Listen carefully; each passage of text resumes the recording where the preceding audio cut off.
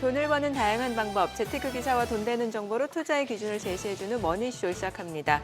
간밤 뉴욕 증시 3대 지수 모두 상승하는가 싶더니 장 마감에 가까워질수록 상승폭을 줄여가면서 결국 다우는 약보와 그리고 나스닥하고 S&P 500은 올랐습니다. 또다시 사상 최고치를 경신했죠. 네, 그렇습니다. 일부 기술주들이 이제 그야말로 지수 상승을 이끌어가는데 4대 지수는 서로 이렇게 혼주세를 보였습니다. 나스닥 같은 경우 사상 최고치 경신. 네. 요즘은 그렇게 감동적이진 않죠. 당연하게 여겨지고 오늘도 올랐겠거니 그런 분위기가 됐습니다. 상장 기업들의 이제 실적 발표 뉴욕 증시에서 계속 이어지고 있는데요. 이번 주 실적 발표 예정인 테슬라, 알파벳 등 빅테크에 대한 호실적 기대감이 커짐과 동시에 또 한편으로는 이미 주가가 많이 올랐기 때문에 고점 부담도 커진 상황입니다. 간밤 스콧 베센트 미국 재무부 장관은 인터뷰를 통해서 8월 1일까지 관세 합의를 서두르기보다는 합의 조건이 더 중요하다고 발표했는데요.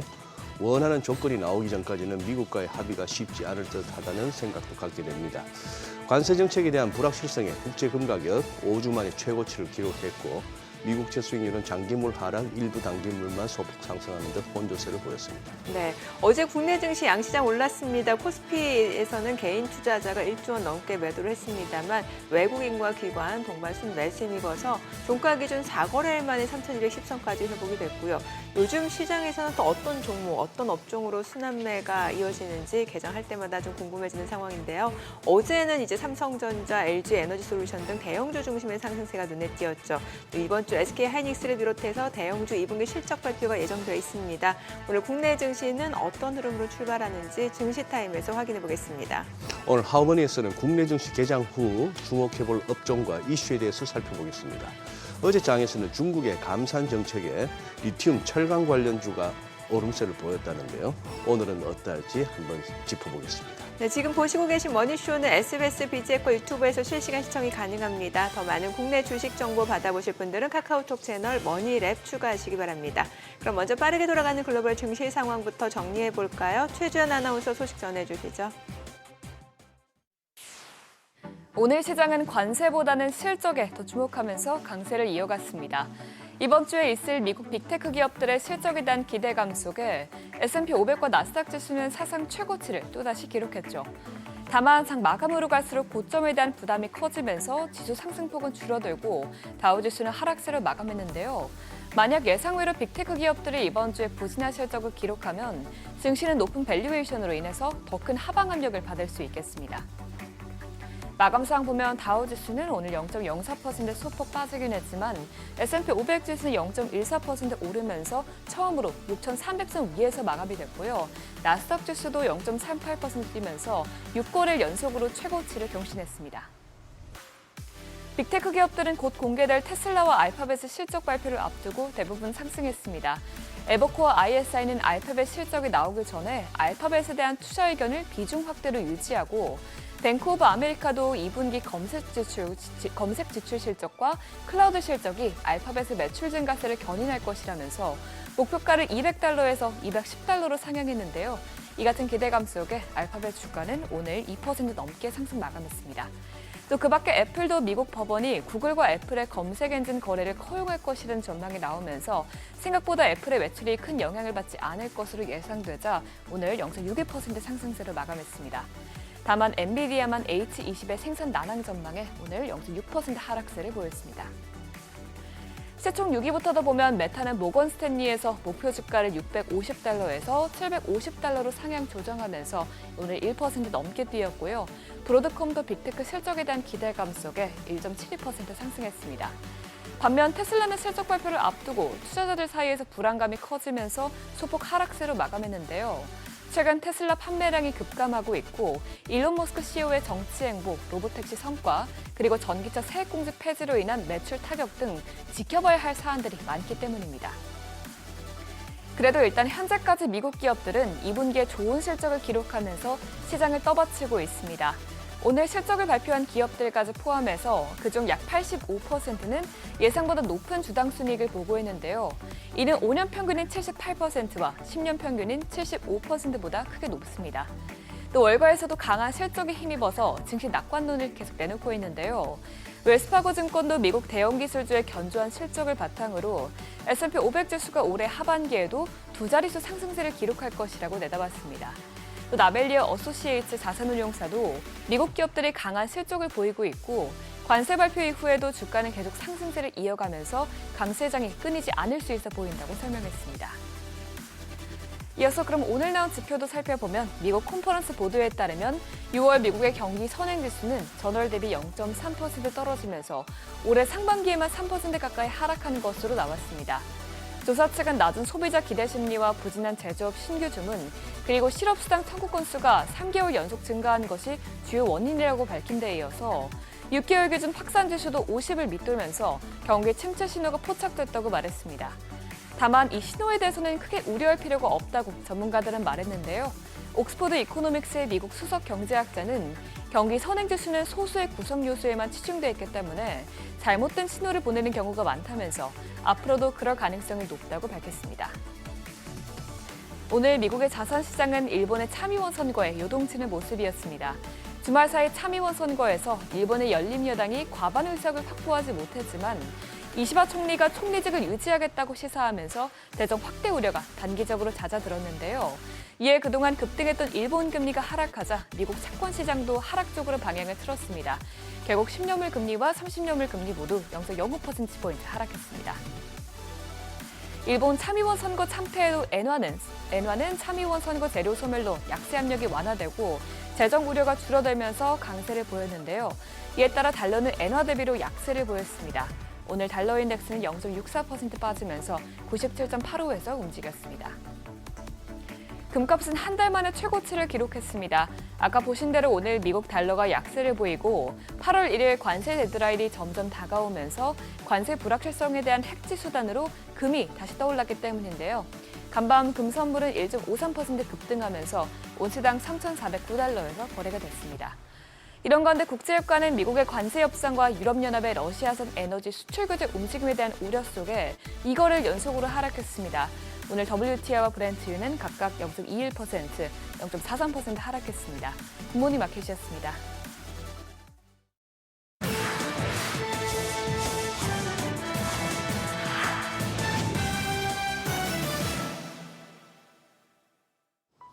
외신이 주목한 주요 이슈들 짚어보겠습니다. 글로벌 파운드리 업계를 틀어쥐고 있는 TSMC의 몸값이 천정부지로 치솟고 있습니다. 지난해 뉴욕 증시에서 시총 1조 달러를 찍고 이번엔 안방인 대만 증시에서도 처음으로 1조 달러를 돌파했는데요. 약 20년 전 중국 페트로차이나에 이어 처음으로 시총 1조 달러를 돌파한 아시아 기업이 됐습니다. AI 열풍을 타고 계속해서 시장 점유율을 높여갈 것이란 믿음이 반영된 결과인데 2분기 매출도 사상 최고치를 기록했고 연간 매출 성장률 전망치도 30%로 높여 잡는 등 자신감에 가득 차 있고요. 올해 말 꿈의 공정으로도 불리는 1.4나노 공장 4곳을 착공할 계획을 밝히면서 선두구치기에도 박차를 가하고 있습니다. 지정학적, 경제적 불확실성으로 날아간 글로벌 주요 기업의 이익이 2017년 이후 3,200억 달러, 우리 돈 443조 원에 달한다는 분석이 나왔습니다. 이와의 파르테논에 따르면 3,500개 상장사 4개 중 1개꼴로 지난 3년간 삼각전 영업이익 기준 이익률이 5%포인트 이상 하락한 것으로 분석됐고요. 2014년 이익률 상위 25%에 든 글로벌 기업 10개 중 한 곳만이 10년 뒤인 2024년에도 같은 성적을 유지했습니다. 연구진은 무역 긴장에서 국제적 갈등에 이르기까지 거대한 거시적 변화의 물결이 앞선 수십 년보다 기업 가치와 이익에 가장 큰 영향을 미치고 있다 진단하면서 급격한 물가 상승과 러시아의 우크라이나 침공, 영국의 국채 시장 붕괴, 트럼프 대통령의 복귀, 미중 무역 갈등 등이 이 같은 격변을 주도했다 분석했습니다. 관세 직격탄을 맞아 신음하고 있는 자동차 업계 소식도 하나 짚어보죠. 크라이슬러와 지프 등을 보유한 미국 3위 제조사 스텔란티스가 비용 증가와 관세 여파로 올 상반기 우리 돈 3조 7천억 원의 당기 순손실을 예상한다 밝혔습니다. 사측은 시장 전문가들의 실적 전망치와 실제 실적 결과 차이가 벌어지면서 회계 감사를 마치지 않은 예비 실적 정보를 이례적으로 공개했다 설명했는데요. 앞서도 관세 불확실성을 이유로 실적 전망을 철회한 바 있고요. 특히 관세 부담과 관세 대응 차원에서 빚어진 생산 손실로 인해 상반기 중 4,800억 원 규모의 순이익 감소가 예상된다고 밝히는 등 관세 벽에 가로막혀 고민이 깊습니다. 미국과 중국 두 고래 싸움 사이에 낀 틱톡 소식도 살펴보죠. 세계 최대 사모펀드 운용사인 블랙스톤이 틱톡의 미국 사업 인수를 추진하던 컨소시엄에서 발을 뺀 것으로 전해졌습니다. 관련 컨소시엄은 틱톡의 모회사인 바이트댄스에 투자했던 서스퀘어나 인터내셔널 그룹과 제너럴 애틀랜틱이 주도하고 있는데 블랙스톤도 소수 지분 참여를 검토했지만 최근 의사를 접은 것으로 알려졌습니다. 지난해 미국에서 틱톡 금지법이 통과된 이후 틱톡은 사업을 접어야 할 걱정까지 해야 하는 바람 앞 등불 신세가 됐는데 로이터는 틱톡의 운명을 둘러싸고 현재 진행 중인 논의는 중국을 상대로 한 트럼프 대통령의 광범위한 무역 협상의 일부가 됐다고 평가했습니다. 머스크의 소셜미디어 플랫폼 X가 자사의 알고리즘과 데이터를 겨냥한 프랑스 검찰의 수사에 강하게 반발했습니다. 사측은 정치적 동기가 녹아있다, 당국의 요구에 응하지 않겠다 선을 그었는데 이번 수사는 X의 편향된 알고리즘이 자동화 데이터 처리 체계의 운영을 왜곡했을 가능성이 있다는 고발장이 제출되면서 시작됐습니다. 최근까지 유럽 정치에 개입하는 모습을 보여 머스크는 전 세계적으로 우익의 목소리가 검열당하고 있다 주장해 왔는데 주요 외신들은 프랑스 검찰의 이번 수사가 온라인에서 허용되는 이 담론의 종류와 관련해서 미국과 유럽의 갈등을 심화시킬 수 있다 진단했습니다. 중국 채권 ETF에 뭉칫돈이 몰리고 있다는 블룸버그 기사까지 살펴보죠. 6월 말 기준 채권 ETF의 운용 자산은 500억 달러를 돌파하면서 1년 반 사이 5배나 뛰었고요. 특히 기업체를 추종하는 ETF 수는 올 들어 6배 늘어 전체 절반 이상을 차지하는 것으로 나타났습니다. 월간은 중국 채권의 투자자들이 공격적으로 입질하는 배경으로 디플레이션을 꼽았습니다. 미국과 무역 마찰이 지속되는 가운데 소비 둔화가 이어지면서 디플레이션 압력이 꺾이지 않는 상황인데 세계 2위 경제국의 불확실성에 해지를 확대하는 움직임으로 풀이되고요. 모닝스타는 중국 투자자들 사이에서 저위험 고정수익 자산에 대한 수요가 날로 높아지고 있다며 채권 ETF가 풍부한 유동성과 분산 투자 측면에서 이상적인 자산으로 부상했다고 설명했습니다. 지금까지 글로벌 비즈였습니다. 어제장에서 이슈가 있었던 업종 살펴보는 기업 이슈 시간입니다. 리튬 가격이 계속해서 강세를 보이면서 리튬 관련주도 덩달아 날아오르고 있습니다.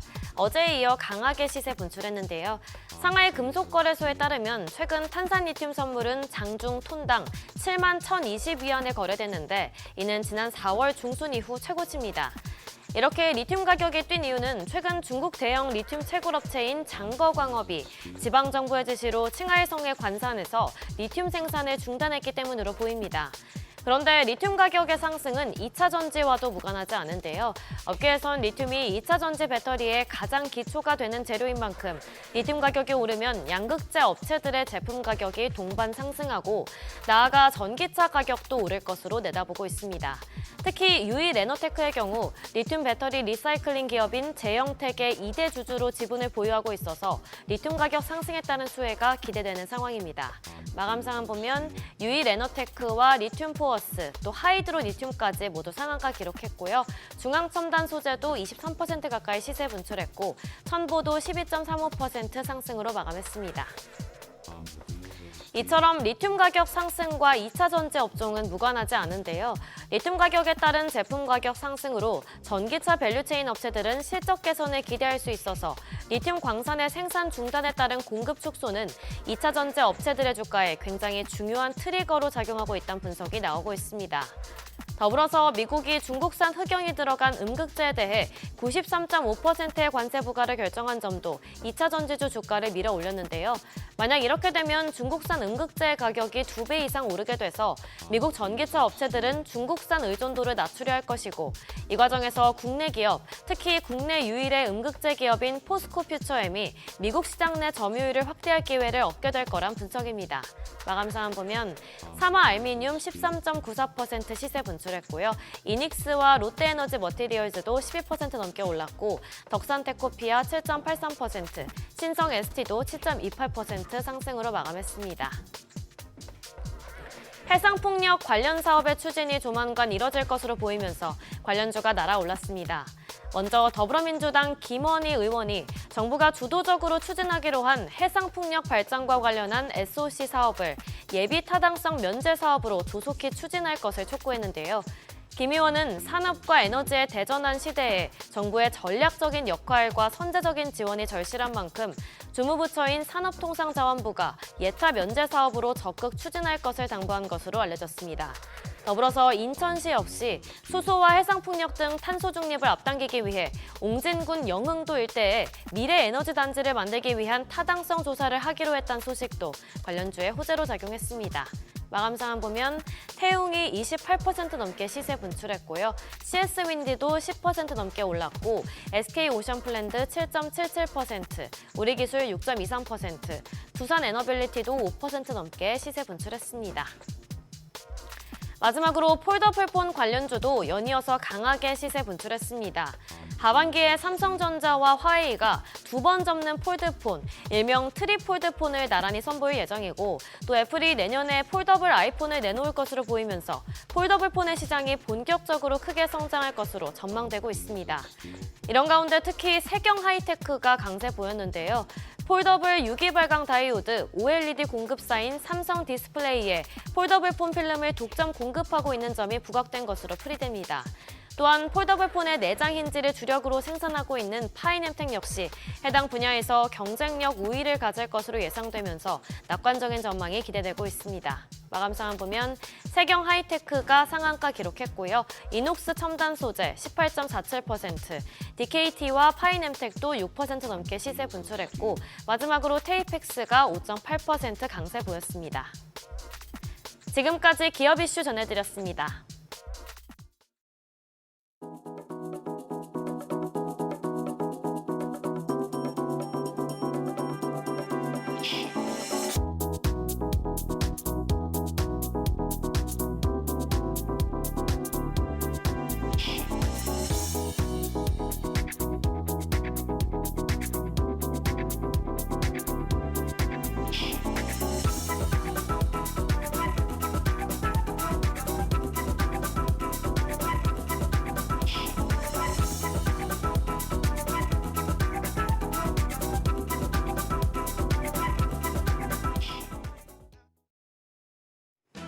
어제 코스피가 나흘 만에 3,200선을 회복했습니다.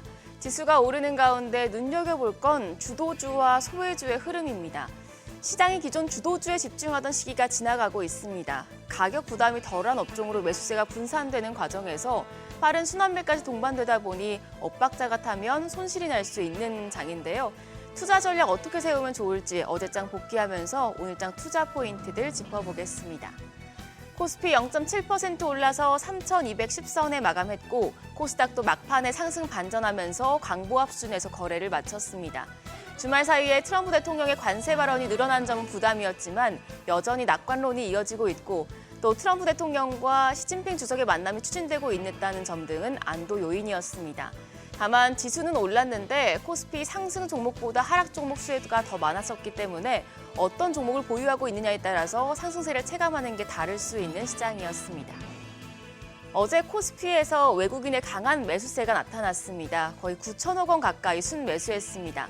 삼성전자를 가장 많이 사들였고 원전과 조선, 전력기기, 방산 등의 업종에서 순매수했습니다. 어제까지 8거래를 연속 사자세 이어갔고요. 여기에 기관도 1,000억 원 가까이 매수 우위를 기록하면서 메이저 수급 주체가 지수의 상승을 주도했습니다. 개인만 홀로 1조 원 넘게 팔아냈습니다. 반면 코스닥 시장에서는 외국인만 순매도했습니다. 개인이 100억 원대, 기관도 112억 원 순매수했지만 외국인은 193억 원 팔자 포지션 취했습니다. 코스피는 시총 상위 대형주들 대체로 강했는데요. 삼성전자에 더해서 SK하이닉스도 5거래일 만에 반등에 성공했습니다. 더불어 그간 소외됐던 2차 전지주 상승세가 이어졌는데요. LG에너지솔루션 2.6% 상승했습니다. 더불어 하나에어로스페이스와 KB금융, 두산에너빌리티 등 방산과 금융, 원전 대표주들도 상승했습니다. 반면 삼성바이오로직스와 현대차는 약세로 마감했습니다. 코스닥 시장에서는 알테오젠과 HLB, 리가켄바이오, 삼천당제약 등 제약바이오 쪽에서 조정이 나오면서 지수의 상승세가 제한됐습니다. 반면 2차 전지 관련주인 에코프로 형제는 강한 모습 이어갔습니다. 환율이 4일 만에 1,380원대로 내렸습니다. 정규장 마감 시간 달러 기준 4원 80전 떨어져 1,388원 20전에 거래를 마쳤습니다. 주말간 치러진 일본 참의원 선거에서 여당의 과반수 유지가 실패하면서 야당의 추진 정책으로 재정 지출이 확대될 것이라는 우려가 나왔고요. 이 영향으로 달러 대비 엔화가 상승하기도 했었지만 이내 되돌림이 나타나며 환율 역시 진정되는 모습이었습니다. 이후에 환율은 오히려 하락폭을 키웠습니다. 엔화가 강세를 보이면서 달러의 하락 압력을 가하자 이에 연동되는 양상이었습니다. NDF에서 달러원 1개월물은 새벽 6시 기준으로 1,382원 80전을 기록했는데요. 오늘 외환시장 약세로 출발할 가능성이 높겠습니다. 지난 2014년 10월부터 시행됐던 단통법이 오늘 폐지됩니다. 통신서비스 섹터에 어떤 영향을 가져다 줄지 한국투자증권과 하나증권에서 보고서를 발표했습니다. 한국투자증권은 단통법 폐지로 보조금이 확대되고 또 가입자 유치 비용이 늘어나는 등 판매 수수료가 증가하고 더불어서 번호 이동이 증가하고 이동통신사들의 경쟁력이 확대될 것으로 내다봤습니다. 단통법 폐지 영향은 3사 전반에서 나타날 것으로 보이는데 특히 SK텔레콤의 점유율 회복의 발판이 될 것으로 전망을 했습니다. 향후 보조금 규모로 3사가 경쟁을 한다면 유무선 수익이 가장 큰 SK텔레콤의 이익 감소 영향이 제한적일 것이라는 겁니다. 한국투자증권은 SK텔레콤, KT, LG U+ 순으로 유리하다며 업종 전반에 대해서는 비중 확대 의견을 유지했습니다. 한편 하나증권은 단통법 폐지 이슈보다도 2분기 실적에 주목했습니다. 8월에 2분기 실적 발표와 함께 배당 분리과세 통과 가능성이 높고 또 주파수 할당 로드맵이 발표되고 미국 FCC 800MHz 주파수 할당 계획 수립 등 이벤트가 다양한데요. 2분기 어닝 시즌 우수한 실적 발표가 수급에 미칠 영향과 또 밸류업 관련 이벤트 효과를 감안하면 8월 중순까지 통신주의 상승이 이어질 것이란 판단입니다. 12개월 탑픽으로는 KT를 유지하면서도 8월 투자 매력도는 한국투자증권과 마찬가지로 SK텔레콤, KT, LG U+ 순으로 제시했습니다. 그러면서 8월 중순까지 통신주 상승이 이어질 경우에 매수를 고민하는 투자자라면 월 초에 매수를 추천한다고 밝혔는데요. 이슈가 많은 통신주 투자하실 때 해당 보고서 내용 참고하시기 바랍니다. 일정입니다. 앞서 말씀드린 것처럼 단통법이 폐지가 되고요. 우리나라 6월 PPI가 발표됩니다. 그리고 HD 현대 일렉트릭이 2분기 실적을 발표합니다. 밤에는 파월 연준 의장의 연설이 예정돼 있어서 여기서 파월 의장이 어떤 이야기를 내놓을지 관심이 쏠리고 있습니다. 한편 어제 시간외 거래에서는 남북 경협주가 강했습니다. 한국의 소식과 북한 내부 실정을 단파 라디오를 통해 송출하던 방송들이 50여 년 만에 처음으로 중단됐다는 소식이 보도됐습니다. 북한이 원하지 않는 정보 유입에 더 이상 손을 대지 않겠다는 뜻으로 적대적인 남북관계 해소 기대감이 높아진 영향입니다. 오늘 장에서도 관련주들 강세 이어갈지 지켜보시죠. 그럼 프리마켓 통해서 개장 분위기 가늠해 보겠습니다. 간밤 뉴욕 증시에선 빅테크 낙관론이 트럼프 대통령의 관세 우려를 이기면서 나스닥과 S&P 500이 또 한 번 최고치로 마감을 했죠. 국내 증시에서 낙관론이 이어질까요? 일단 프리마켓 상황은 좋아 보입니다. 유가증권 시장 시총 빅5 종목 모두 상승불 켰습니다. 프리마켓에서는 삼성전자가 0.88% 오름세로 거래가 68,400원이고요. SK하이닉스 0.5% 상승하며 274,000 4천원대 거래되고 있습니다. LG에너지솔루션이 0.76% 강세로 거래가는 333,500원, 삼성바이오로직스도 0.3% 가까이 반등하고요. 한화에어로스페이스 0.44% 오름세입니다. 거래가 923,000원으로 집계되고 있습니다. 그래서 코스닥 시장입니다. 시총 5위권 내에서는 HLB 제외하고 나머지 종목들은 상승합니다. 알테오젠이 0.3% 반등하며 거래가 484,500원, 에코프로비엠이 0.18% 강세로 113,600원에 거래되고 있습니다. 더불어 펩트론이 0.17% 오름세로 301,500원, 에코프로도 0.3% 강세로 거래가 49,800원으로 집계가 되고 있고요. HLB만 약세입니다. 0.7% 조정 이어가면서 거래가 49,950원으로 집계되고 있습니다. 현재 외국인이 8거래일째 매수세를 이어가고 있습니다. 지금 주도주가 소외주가 되고 또 소외주가 주도주가 되고 있는 시장에서 외국인들이 어떤 종목에서 매수세를 확대해 갈지 외국인 수급 상황에 따른 증시 변화 주목하시면서 시장 대응하셔야겠습니다. 지금까지 어제장 오늘장이었습니다.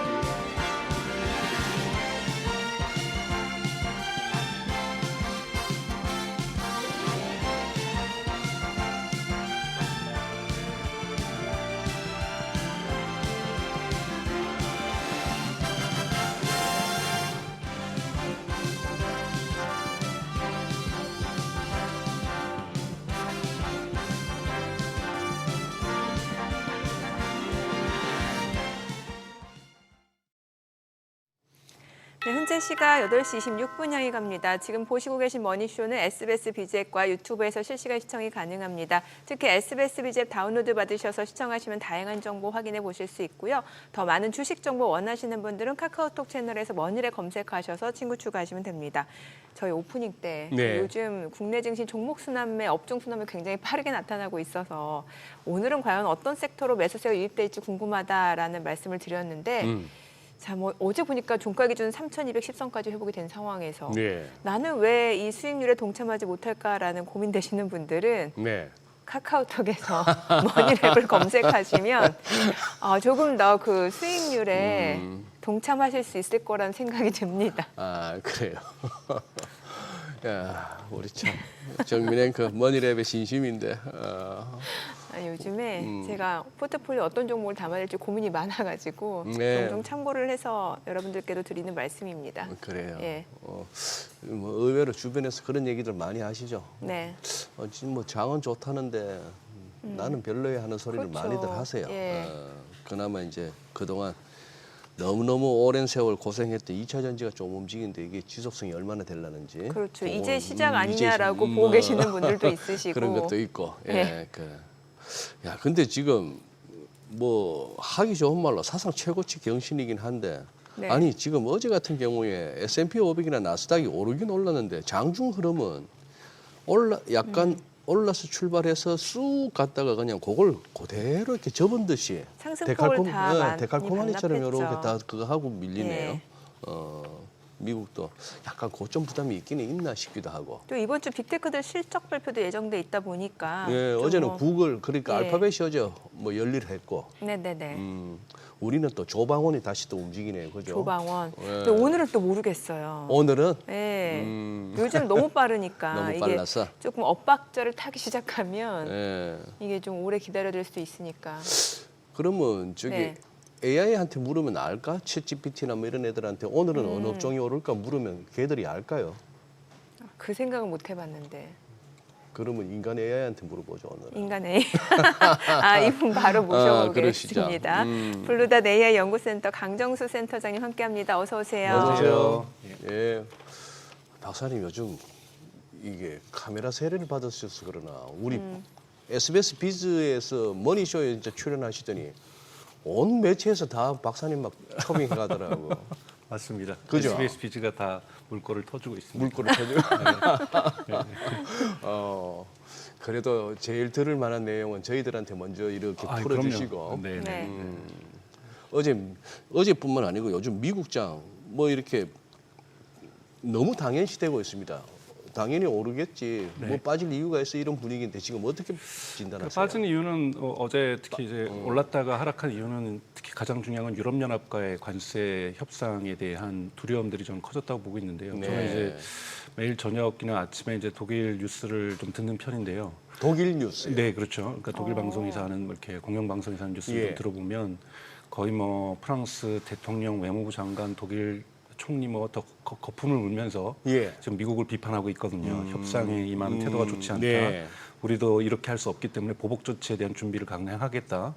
대단히 거칠게 유럽에서 뉴스들이 나오기 시작하면서 미국에서도 지금 8월 1일로 예고되고 있는 관세 협정에 대한 사실은 아직 저는 시간이 꽤나 많다고 저는 생각이 드는데 극적인 타결들의 가능성들은 여전히 열려 있지만 네. 각국에서 보복 조치를 준비하고 있다든지 또는 브라질의 룰라 대통령이 지지율이 바닥을 향하다가 트럼프 대통령의 공격으로 다시 상승세로 돌아서면서 예.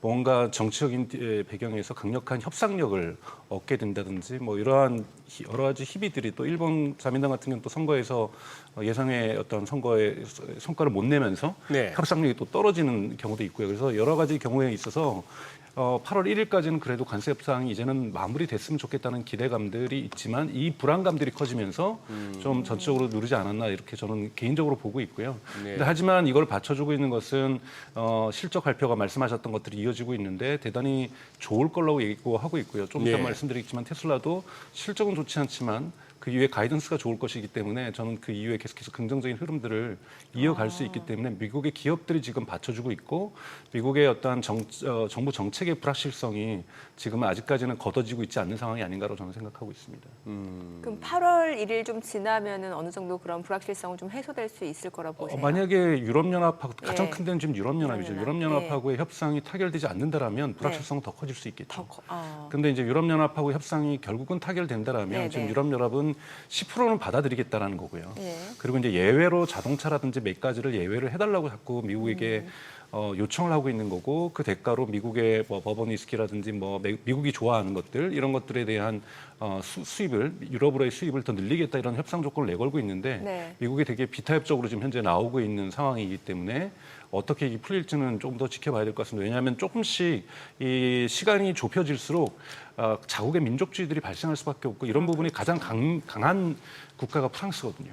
프랑스는 대단히 자존심이 강한 나라이기 때문에 이런 부분에 지금 프랑스 대통령, 외교부 장관이 되게 목소리를 내고 있는 것들 이런 부분들이 사실은 협상을 타결하기 위한 목소리를 강하게 할 수도 있는 거기 때문에 이것이 정말 협상을 위한 것인지 네. 정말로 화가 난 것인지 이건 알 수가 없지만 저는 아직 전자에 가깝다고 보고 있습니다. 결국은 모두가 갈등을 원하지 않고 있기 때문에 왜냐하면 특히 유럽 같은 경우는 지금 경기가 안 좋은 상태이기 때문에 미국하고의 관세 협상마저도 불발이 난다는 사실은 미국보다 유럽이 더 손해를 볼 수밖에 없는 상황이기 때문에 극적인 타결들은 충분히 가능하지 않나 이렇게 저는 생각하고 있습니다.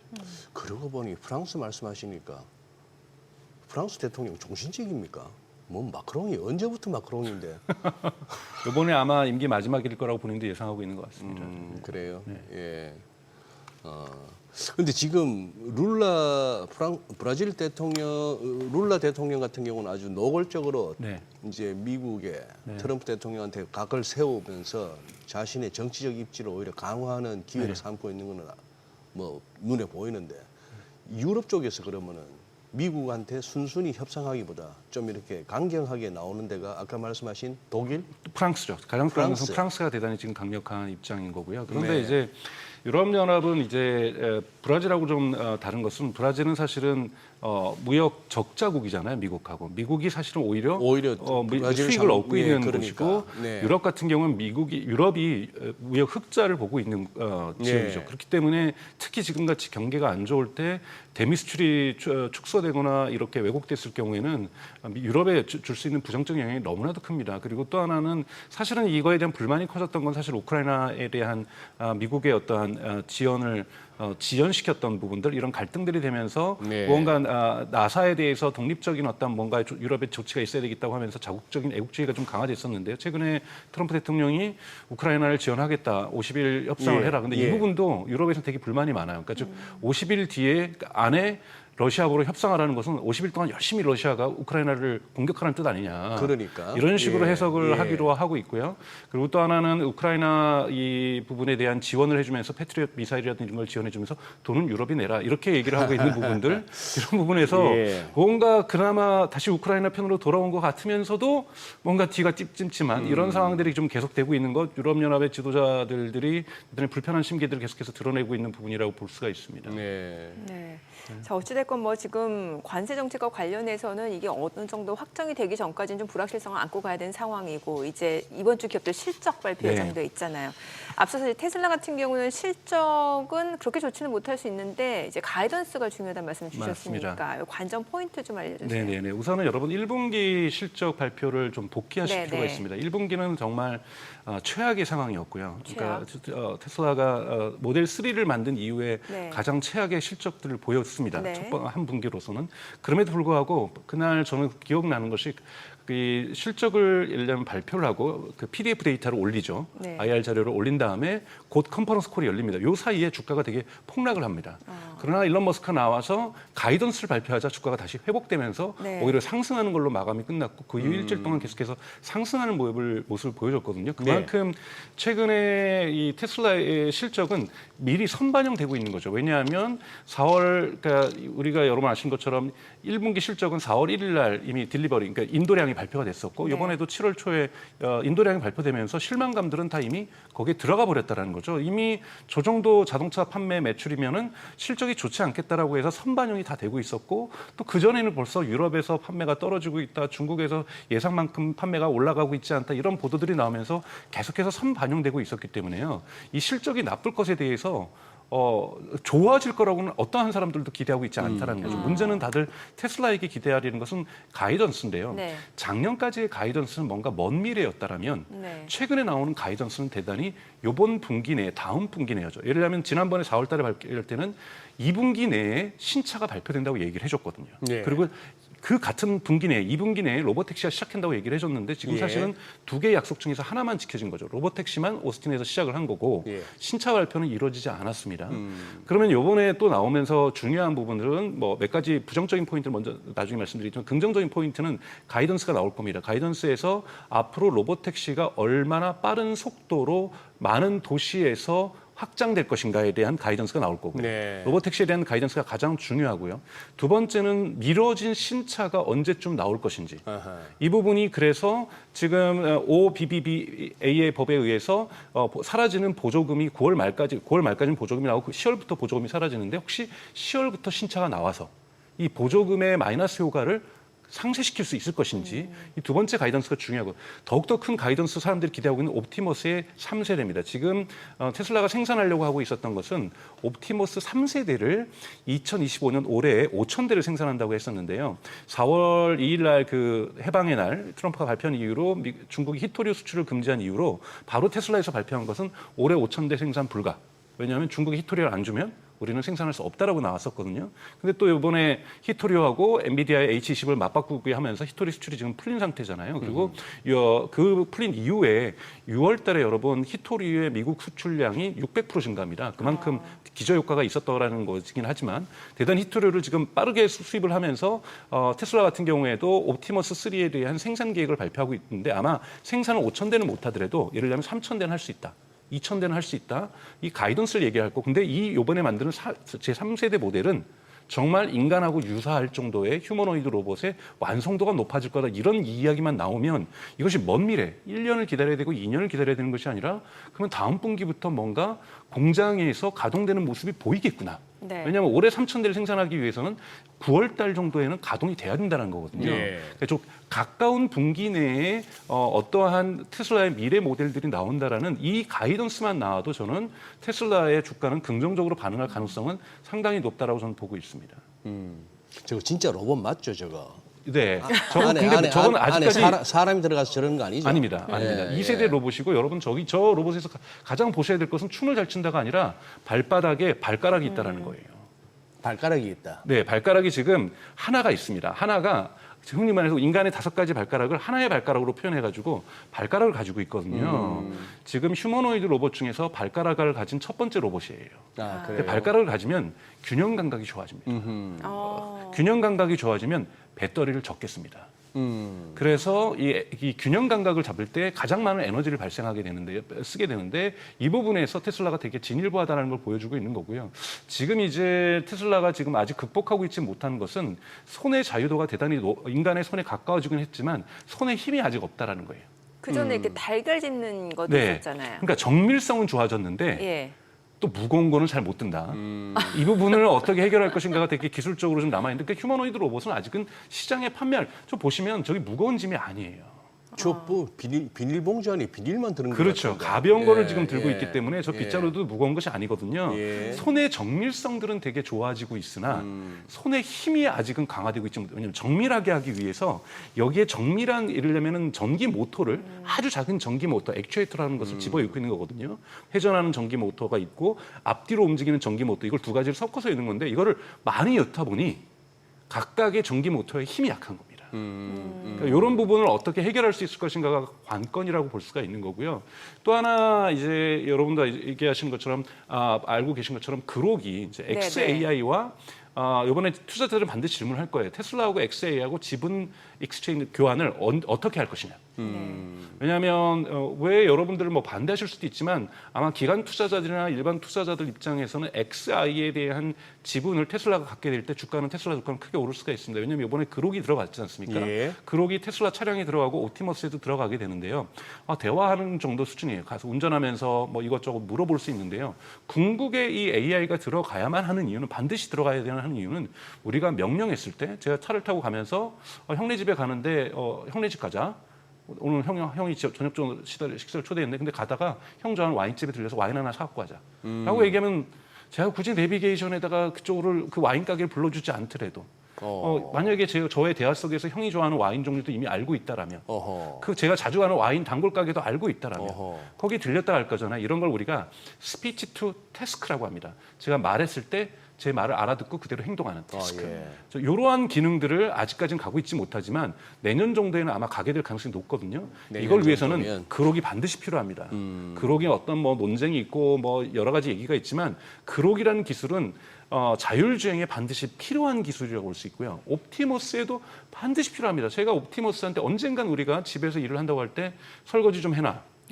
이렇게 얘기를 하면 제가 거기다 스마트폰에 설거지 버튼 누르고 클릭 10분 이렇게 할 수는 없잖아요. 네. 제가 말을 해야죠. 그렇죠. 너 이거 똑바로 안 치워? 다시 한번 청소해. 내가 보기엔 깨끗하지 않아. 물 청소도 해. 바닥 청소도 좀 해줘. 뭐 이런 식으로 제가 무언가 임무를 주고 그 임무를 수행하기 위해서는 인간이 말하는 거를 업무로 전환할 수 있어야 됩니다. 하지만 아직까지는 대화만 가능한 이유는 그 업무로 전환하는 것 중에서 실수를 할 수가 있기 때문에 아직 AI 모델이 그록4가 이번에 나왔던 그록4가 매우 높은 수준이긴 하지만 아직까지 100% 안전한 건 아니기 때문에 아마 내년 초에 나올 그록5나 또는 내년 하반기에 나올 그록6 정도 되면 이렇게 인간이 말하는 거를 그대로 기계 언어로 전달해서 우리 자율주행이 인간의 말에 의해서 조정되고 로봇이 인간의 말에 의해서 조정되는 시대로 갈 가능성이 높다고 보는 건데요. 다른 기업 같은 경우 이런 것을 협업을 해야 되는데 테슬라는 이걸 다 수직 통합을 했다는 거죠. 배터리에서부터 로봇에까지 이루고 그것의 지능까지 인텔리전스까지 테슬라가 직접 만들고 있다는 부분, 이 부분에서 XAI와 테슬라의 지분 수합이라든지 이런 부분을 통해서 결합을 시켜놓는 건 대단히 중요하게 될 거고 아마 그와 관련된 주주총회의 일정 또는 주주들의 투표 일정 작년에도 있었던 것처럼 일론 머스크 CEO에 대한 보상에 대해서 주주들의 그러니까 찬반 투표를 받았지 않습니까? 마찬가지로 아마 XAI에 테슬라가 지분을 투자하기 위해서는요 주주들의 동의가 있어야 됩니다. 그래서 기관 투자자들의 동의뿐만이 아니라 개인 투자자들의 동의까지 구하는 이 시점을 예를 들면 올해 10월에 갖겠다. 11월에 갖겠다. 이런 일정까지도 이번 실적 발표에서 가이던스로 제시될 가능성이 매우 높습니다. 아니 저는 뭐 참 이 평생 살면서 이렇게 과학자들, 자연과학 하시는 분들 이 참 존경하거든요. 저 같으면 도저히 뭐 생각조차 할 수 없는 일들을 해내시잖아요. 그래서 우리가 살고 있는데 그 혜택을. 그리고 또 기술 진보라는 것도 저는 믿고. 그러면 박사님 이렇게 얼추 한번 짐작해 보셨을 때 아까 이제 그 로봇이 아직은 무거운 것도 못 들고 하는 그런 상황입니다만 아마 이거 빨리빨리 개선될 것 같은데 그 터미네이터 1편에 그 아놀드가 했던 역할을 했던 T80, T800 정도 어느 정도 예상하세요? 저는 그거는 오래 걸릴 거라고 봅니다. 그 정도는? 왜냐하면 그것은 전통적인 배터리로도 해결할 수 없는 강력한 그러죠. 티타늄 그 무게를 감당할 수 있는 로봇의 무게를 감당하기에는 정말 배터리가 완전히 우리가 생각하는 지금 2차 전지의 뭐 곱하기 한 1000배 정도나 이렇게 10,000배 정도의 퍼포먼스를 보여줘야 될 텐데요. 이런 힘을 계속 유지하기 위해서는 한 방은 움직일 수 있지만 두 번째 손이 안 가는 이러한 결과가 나올 가능성이 있거든요. 그렇기 때문에 지금 휴머노이드 로봇은 최대한 가볍게 만들기 위해서 노력하고 있는 거고 에너지를 적게 쓰기 위해서 그러는 건데 가장 중요한 것은 저는 한 10년 정도는 걸릴 거라고 보고 있지만 가정에 로봇이 들어올 때 한번 우리가 생활이 우리의 집에 로봇이 들어왔을 때 10년에서 15년 안에 걸린다고 하더라도 특히 우리가 나이 들어가면서 고령화 사회로 갔을 때 노인들 집에 정말 생활 가정 가사도우미가 있다라는 것은 정말 유복한 사람들만 가사도우미를 사실은 가질 수 있잖아요. 정말 인구의 몇 프로가 가사도우미를 정말 고급 가사도우미를 가질 수 있겠습니까? 그런데 우리가 정말 가스보일러 집안에 다 두고 있는 것처럼 언젠간 우리가 로봇을 다 들을 수 있다라면 인간의 어떠한 삶의 그 윤택함이라는 것은 지금에서는 상상할 수 없는 거고 그렇죠. 네. 과거에 저희 부모님들이 세탁기에 없는 삶과 세탁기 있는 삶을 경험하셨던 거죠. 로봇이 있고 없고가 세탁기가 있고 없고의 삶, 냉장고가 있고 없고의 삶에 있어서 또는 에어컨이 있고 없고의 삶에 있어서 결정적으로 인간의 삶을 바꿔냈던 것처럼 네. 저는 로봇도 이러한 정말 세탁기, 에어컨 이런 기능들을 인류 사회에 가져올 거라고 좀 보고 있습니다. 예. 삶에 그냥 들어오는 거죠. 예. 아니 그리고 테슬라면 또 빼놓을 수 없는 게 일론 머스크잖아요. 뭐 오너 리스크라고 할 정도로 뭐 네. 신당 창당하면서 이제 테슬라 그 트럼프가 나를 세우는가 싶더니 또 최근에는 이제 트럼프가 그 월스트리트저널 보도 네. 그 앱스타인 50번째 생일에 네. 그 누드 드로잉을 그려서 손편지를 보냈다는 그 보도에 대해서 이제 트럼프가 어쨌건 소송을 했잖아요. 네. 근데 거기에 대해서 또 일론 머스크는 나 실제로 그록한테 물어봤더니 이거 진짜 가짜일 가능성이 높다. 그러니까 이번 또 트럼프가 트럼프 편을 들더라고요. 그러니까 이게 참 왔다 갔다 하는데 네. 이제 어떻게 봐야 돼? 이건 이제 실제로 테슬라 주주 입장에서 크게 신경 쓰지 않아도 되는 거예요? 그러니까 제가 말씀드리는 것은 테슬라의 비즈니스 모델의 과거에는 자동차를 만드는 자동차 기업이었을 때는 정치하고 무관해도 됩니다. 네. 물론 오바마 대통령하고 친했죠. 그래서 보조금을 많이 받았습니다. 미래의 산업이라고 해서 전기차에 대한 국가 보조금을 많이 받았던 오바마가 거고. 이거 바이든. 아니 오바마 대통령은 테슬라에게 융자를 해줬어요. 오바마 테슬라. 시절에 이미. 네. 사실은 오바마의 그 국가의 지원이 없었으면 테슬라는 지금 존재하지도 않았을 겁니다. 부도 위기에 나왔을 때 오바마 대통령이 직접적인 지원을 해줬었고요. 예. 그리고 바이든 행정부에서는 보조금이라는 형식으로 해주면서 네. 민주당 네. 정부에서 꾸준히 지원을 해줬었는데요. 이런 지원 정도 정책 정도에 필요한 것이 아니라 여러분 모든 자율주행은 규제를 바꾸는 거잖아요. 그렇죠. 규제는 입법부 즉 정치가 바꾸는 겁니다. 예. 그러니까 정치를 내재화하고 있다는 거고 그렇게 아니 정말 확장하기 위해서는 우버 택시 드라이버의 어떠한 일자리를 잃게 되는 거잖아요. 예. 네. 뭐 안전의 문제도 있지만 일자리 얻게 되고요. 보험 사업도 다 망하게 될 거고요. 그럼 보험 업계에 일하는 보험 설계사분들도 일자리를 잃게 될 가능성들이 잃게 될 거고요. 네. 정말 만약에 한국에 들어오면은 이걸 대응을 못 한다면 현대자동차와 기아자동차도 사실은 회사가 몰락할 수도 있는 거고 아니면 파트너로서 뭐 같이 함께할 수도 있는 거고요. 여러 가지 국가 산업의 운명들이 많이 갈려 있기 때문에 정치권에서 도와주지 않으면 절대 비즈니스가 성장할 수 없는 기업으로 전환되고 있다는 거예요. 그리고 로봇도 마찬가지죠. 휴머노id 로봇도 국가가 허가를 해줘야 되는 겁니다. 예. 그러니까 정치를 안 할 수 없는 비즈니스 모델을 가지고 있다. 네. 그렇기 때문에 정치를 할 수밖에 없고 만약에 공화당에서 안 도와주면 다시 또 민주당으로 박쥐처럼 저는 바깥할 수도 있다라고 저는 보고 있어요. 그럴 수밖에 없는 숙명을 가지고 있는 것이 테슬라의 비즈니스 모델이다. 그래서 네. 정치적인 변동은 요동은 주식 주가에도 반드시 앞으로 상수로서 존재할 수밖에 없다. 상수. 그러나 이것이 오래가지 않는다. 이번에 두 번의 이번에 변곡점을 보셨는데 일론 머스크랑 도지를 끝내고 나서 싸우게 됐을 때 네. 여러분 주가가 되게 폭락했었지만 일주일 만에 회복을 합니다. 맞아요. 예. 이번에도 정당 창당까지 간다면서 강력하게 했지만 정확하게 또 일주일 만에 회복을 하고 있거든요. 그래서 테슬라의 주가는 주기적으로 내려갈 거예요. 하지만 정치적인 상승에 의해서 큰 흐름이 단기 투자자 하실 분에게는 정책 상승은 대단히 중요하고요. 네. 장기 투자하실 분들에게는 이거는 무시해도 될 저는 노이즈라고 보고 있습니다. 지금 일단 현재 상황으로 놓고 봤을 땐 그래요. 그때 네. 신당 창당 이슈 있었을 때는 막 주가가 좀 무서울 정도로 내려갔다가? 떨어지더니 지금 보니까 빠르게 회복했어요. 네.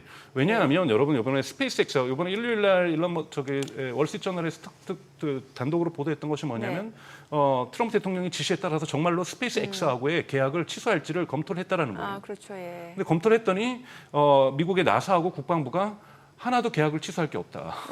왜냐 대체할 수가 없다라는 거예요. 대안이 예. 없다 말씀. 그러면서 로켓랩의 주가가 다시 상대적으로 다시 내려가고 있잖아요. 네. 그건 뭐냐면 스페이스X가 가지고 있는 뛰어난 경제성, 재사용 가능한 로켓으로 이미 뛰어난 경제성이 있기 때문에 만약에 다른 발사 업체인 블루 오리진이나 아직은 소형 로켓을 쓰고 있는 로켓랩을 썼을 경우에는 감당할 수 없는 문제가 발생한다는 거고 두 번째는 스타링크를 버릴 수 없다는 거죠. 네. 예. 그러니까 이런 부분에서 나사나 국방부도 포기했다라는 거죠. 여러분 만약에 근데 테슬라를 지금 만약에 손익절하게 되면 만약에 트럼프 대통령 입장에서 자율주행에서 반드시 중국에 뒤질 수밖에 없습니다.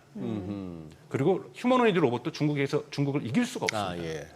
그러면 이번 7월 25일 날 지금 예고되고 있는 것이 트럼프 정부에서의 AI 정책에 대한 총괄 정책을 이번 주 금요일에 발표를 합니다. 네. 이번 주 발표할 때 우리는 오픈 AI 아마 중심으로 얘기할 거예요. 오픈 AI 중심과 구글의 제미나이 얘기를 하겠지만 이 AI로 만들어낼 시장 중에서 중국하고의 경쟁에서 이길 수 있는 가장 중요한 것은 그러면 이것이 구체적으로 만들어내는 시장인 건 자율주행과 로봇 시장이라는 거죠. 근데 여기에서 테슬라를 버리고 간다?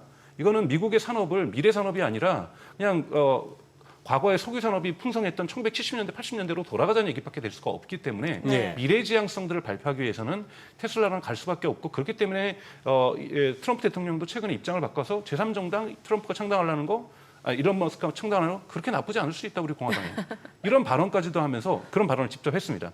유화적인 지금 관계를 유지하기 위해서 노력하고 있다는 거죠. 이것은 미워도 그러네요. 버릴 수 없는 카드라는 거죠. 아, 그러니까 이런 부분에서 테슬라의 가치를 좀 보실 필요는 있다고 저는 생각하고 있습니다. 약간 오래 산 부부 같은 느낌이네요. 저는 그게 어떤 느낌인지 잘 몰라서 말을 할 수는 없습니다. 소장님은 보실 것 같은데. 아, 사모님이 보시고 계실 수도 있으니까. 아니 지금 동시효과 안 해요? 할 거예요. 네. 네. 네, 지금 시각 8시 51분 향해 갑니다. 오늘 양시장 호가 상황 좀 체크해 보겠습니다. 먼저 코스피부터 볼게요. 오늘 0.28% 상승 출발 예상됩니다. 3,219포인트 출발 예상되고요. 코스닥은 약보합 예상됩니다. 821포인트입니다. 시가총액 상위 종목 예상가 보겠습니다. 삼성전자가 오늘 0.8% 상승 예상되고요. 지금 호가는 68,400원, 그리고 SK하이닉스 강보합권 예상됩니다. 호가 273,500원이고 LG 에너지솔루션 보합 출발 예상됩니다. 삼성 바이오로직스가 0.48% 상승 예상되고요. 호가는 104만4천원, 한화 에어로스페이스가 0.3% 하락 예상됩니다. 예상가 91만 6천원이고요. 현대차 보합 예상됩니다. 기아도 보합권 예상되고 있고 삼성전자, 우선주, KB금융 모두 상승 출발 예상됩니다. 이 가운데 두산에너빌리티가 0.58% 하락 출발 예상되고요. 호가는 68,000원. 셀트리온입니다. 오늘 1.3 지금 강보합권 예상되고요. 호가는 18만 1,300원으로 집계 되고 있습니다. 코스닥 시가총액 상위 종목 예상가 보겠습니다. 알테오젠 최근에 주가 계속해서 상승세를 나타내면서 어제장에서는 좀 차익 실현 물량들이 많이 나오는 상황이었던 것 같은데 어제 1% 약세로 마감이 됐는데 오늘 강보합권 예상되고요. 호가는 48만 3,500원으로 집계가 됩니다. 에코프로비엠 0.7% 상승 예상되고요. 호가 11만 4,200원, 그리고 에코프로도 상승 출발 예상됩니다. 이 가운데 펩트론, HLB는 하락 출발 예상되고요. 파마리서치가 0.8% 오름세가 예상되죠. 예상가 57만 9천원. 레인보 로보틱스 상승 출발 예상되고요. 리가캠바이오가 오늘 1% 상승 예상됩니다. 호가는 14만 5,100원. 휴젤, 소폭 오름세 예상되고 삼천당제약은 약보합 출발 예상되고 있습니다.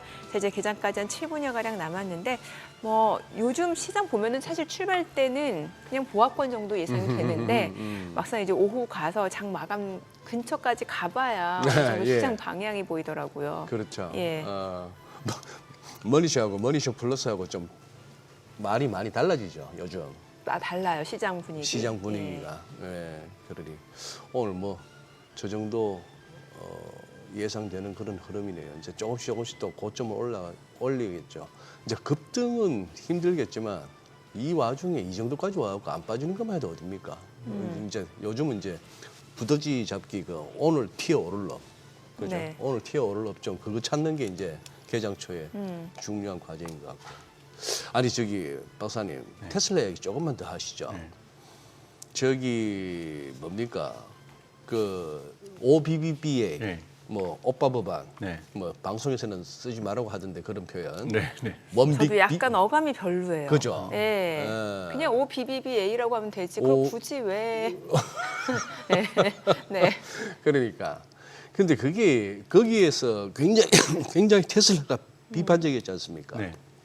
그 중에는 자기 사업체인 테슬라하고도 직접적인 연관이 있다. 보조금 삭제도 있지만 그게 뭐죠? 탄소 배출권 얘기는 뭡니까? 탄소 배출권은 사실 유럽도 하고 있고 네. 미국도 하고 있는데 특히 캘리포니아 주가 합니다. 여러분, 예. 캘리포니아 주는 연동된 주가 14개 주가 있어요. 캘리포니아 주의 교통법을 따르는. 그래서 굳이 캘리포니아가 예를 들면 주의 교통법을 바꾸면 네. 나머지 14개 주도 자동으로 바뀝니다. 자동으로. 네. 캘리포니아는 뭘 했냐면 우리의 이 저탄소, 즉 탄소 제로로 가기 위해서 탄소를 배출하는 차량을 판매를 하고 싶다라면 탄소를 안 판 데서 그만큼을 사서 팔아라. 그러니까 테슬라는 차량 팔 때마다 탄소는 하나도 발출하지 않습니까? 그러니까요. 그럼 탄소 제로로 10,000대를 팔았으면은 10,000대의 탄소 판매권이 생깁니다. 그러면 디젤차라든지 가솔린 차량을 팔고 싶으면 10,000대를 팔고 싶으면 요 10,000대의 그 부분을 사갖고 와서 팔아야 되는 거예요. 그러면 아무래도 이걸 10,000대를 팔 때마다 판매자 입장에서는 손해를 보게 되고 이익이 줄어들게 되니까 강제되죠. 가능하면은 전기차로 전환하도록. 그런 부분이 있는 거거든요. 유럽연합 같은 경우에는 뭐가 있냐면 이제 평균 해가지고 이산화탄소 배출량을 내려면은 뭐 110g 정도 킬로미터당 이 정도만 내게 해라. 그렇게 하면 이게 모닝 정도의 수준이거든요. 그러니까 그러면 모닝 이상을 팔고 싶으면 제네시스를 팔고 싶으면 전기차를 팔면 현대는 그래서 미국에서 전기차를 팔아서 사실은 탄소 배출을 거의 안 사고 있습니다. 유럽에서는. 근데 만약에 그걸 팔려고 한다라면 이게 플러스 마이너스 평균을 이걸 넘어버리면 그 넘은 만큼은 테슬라나 이런 순수 전기차 파는 업체에서 탄소 배출권을 사갖고 와야 돼. 그래요? 현대는 팔 수가 없죠. 왜냐하면 현대는 제네시스라든지 소나타를 팔기 위해서 자신들이 판 전기차로 요 탄소 배출권을 이렇게 해가지고 서로 이렇게 치환하는 이렇게 하기 때문에 판매를 할 수가 있는 거고 현대 같은 경우는 미국에서 전기차를 많이 판매해도 좋은 것은 그러니까 가솔린 차를 판매할 수 있는 권한이 생기는 거죠. 그러나 전기차를 그만큼 못 팔고 있는 토요타라든지 또는 뭐 혼다라든지 그다음에 미국의 GM이나 포드 같은 경우에 테슬라에서 이 부분을 사갖고 옵니다. 그래요? 근데 이 순이익이 작년에만 해도 30억 달러가 넘었다라는 거죠. 이 30억 달러 이제 날아가게 되는데 이 부분 때문에 지금 부정적으로 그려지고 있는데요. 저는 가이던스 부분에서 이 부분도 나올 건데요. 이번 법이 OBBBA가 역전적으로 진행되지 않는다는 게 최근에 나왔습니다. 그러니까 역전적으로 진행된다는 건 뭐냐면 지금까지 했던 것도 다 무용지물이니까 올해 나왔던 거는 다 테슬라에게 돈을 줘야 되는 것들 돈 안 줘도 돼가 아니라 요 법이 적용되는 것은 7월부터니까 그 전까지 이루어졌던 것은 돈을 내야 되는 거죠. 그러니까 1분기하고 2분기의 탄소 배출권의 수익은 침해받지 않게 됩니다. 그래서 어느 정도의 유지는 된다고 볼 수가 있고요. 그런데 이것도 지켜봐야 될 것은 캘리포니아 지금 주정부에서 이 부분에 대해서 헌법재판소에 가겠다 그랬거든요. 왜냐하면 자신들의 이 교통 정책에 대한 연방 정부의 개입이라는 거죠. 그러니까 주정부의 독립성을 주권을 침해하는 행위라고 하고 있기 때문에 이 부분들은 좀 지켜볼 필요는 있다라고 저는 생각이 듭니다. 그 테슬라는 또 로보택시 지금 계속해서 서비스 지역 확대하고 있잖아요. 네. 그러면은 저는 이제 우버나 웨이모 이런 건 또 경쟁 상대가 앞으로 중장기적으로 봤을 때 어떻게 되는지 그 구도가 좀 궁금해져요. 우선은 지금 초기에 나왔을 때는 기술 비교 때문에 많은 언론에서도 그렇고 웨이모하고 구글의 웨이모와 테슬라 로보택시를 많이 비교했는데요. 둘은 경쟁 상대가 되기도 어렵고요. 그냥 웨이모에게 고맙다라고 테슬라가 해야 된다고 저는 생각이 듭니다. 왜냐하면 미리미리 허가를 다 받아주면서 시장에서의 자율주행에 대한 어떤 여론들을 많이 바꿔줬다라는 거죠.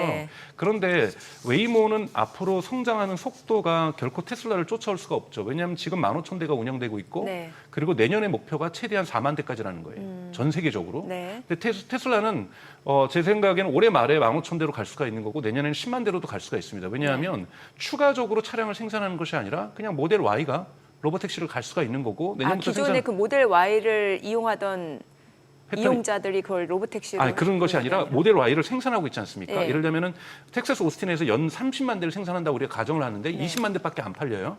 그럼 10만 대를 생산 안 하고 그 공장을 놀리고 있었겠죠. 그러면 공장을 풀로 가동하면 10만 대가 그냥 나오는 거지 않습니까? 그러면 고정 비용도 분할하고 있기 때문에 사실은 대단히 이롭습니다. 그래서 이걸 생산 안 할 이유가 없고 그 10만 대를 다 로보택시로 투여할 수가 있죠. 그러니까 우리 운전자들이 자신의 차를 갖다가 너 돈 벌어와 그러면서 보낼 수 있는 거는 이것도 정부의 허가가 필요하기 때문에 아직은 되기가 어렵습니다. 가장 늦게 될 거라고 저는 생각이 들어요. 정부의 허가가 반드시 필요한 거기 때문에요.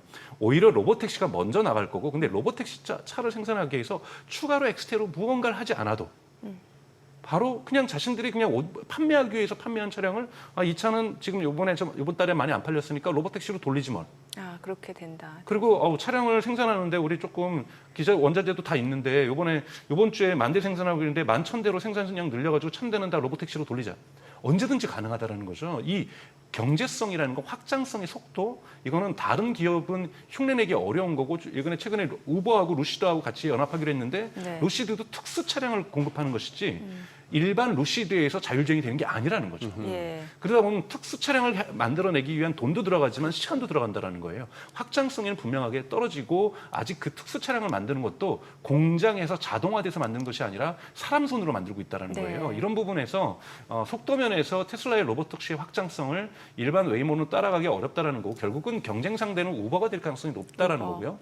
우버가 이거에 대한 두려움을 느꼈기 때문에 지금 루시드하고 계약을 맺으면서 로보택시 우리는 플랫폼이 되겠다. 그래서 샌프란시스코하고 LA 같은 경우에는 독립적으로 웨이모가 자신의 앱을 이용하고 있지만 적극적으로 지금 이 우버가 웨이모에게 구애를 하고 있고요. 한참 오스틴 같은 말씀하시는데 경우- 제가 네. 좀 끊어서 죄송한데 좀 개장하고 들어보도록 하겠습니다. 네. 자, 오늘 국내 증시를 확인해 보죠. 개장합니다.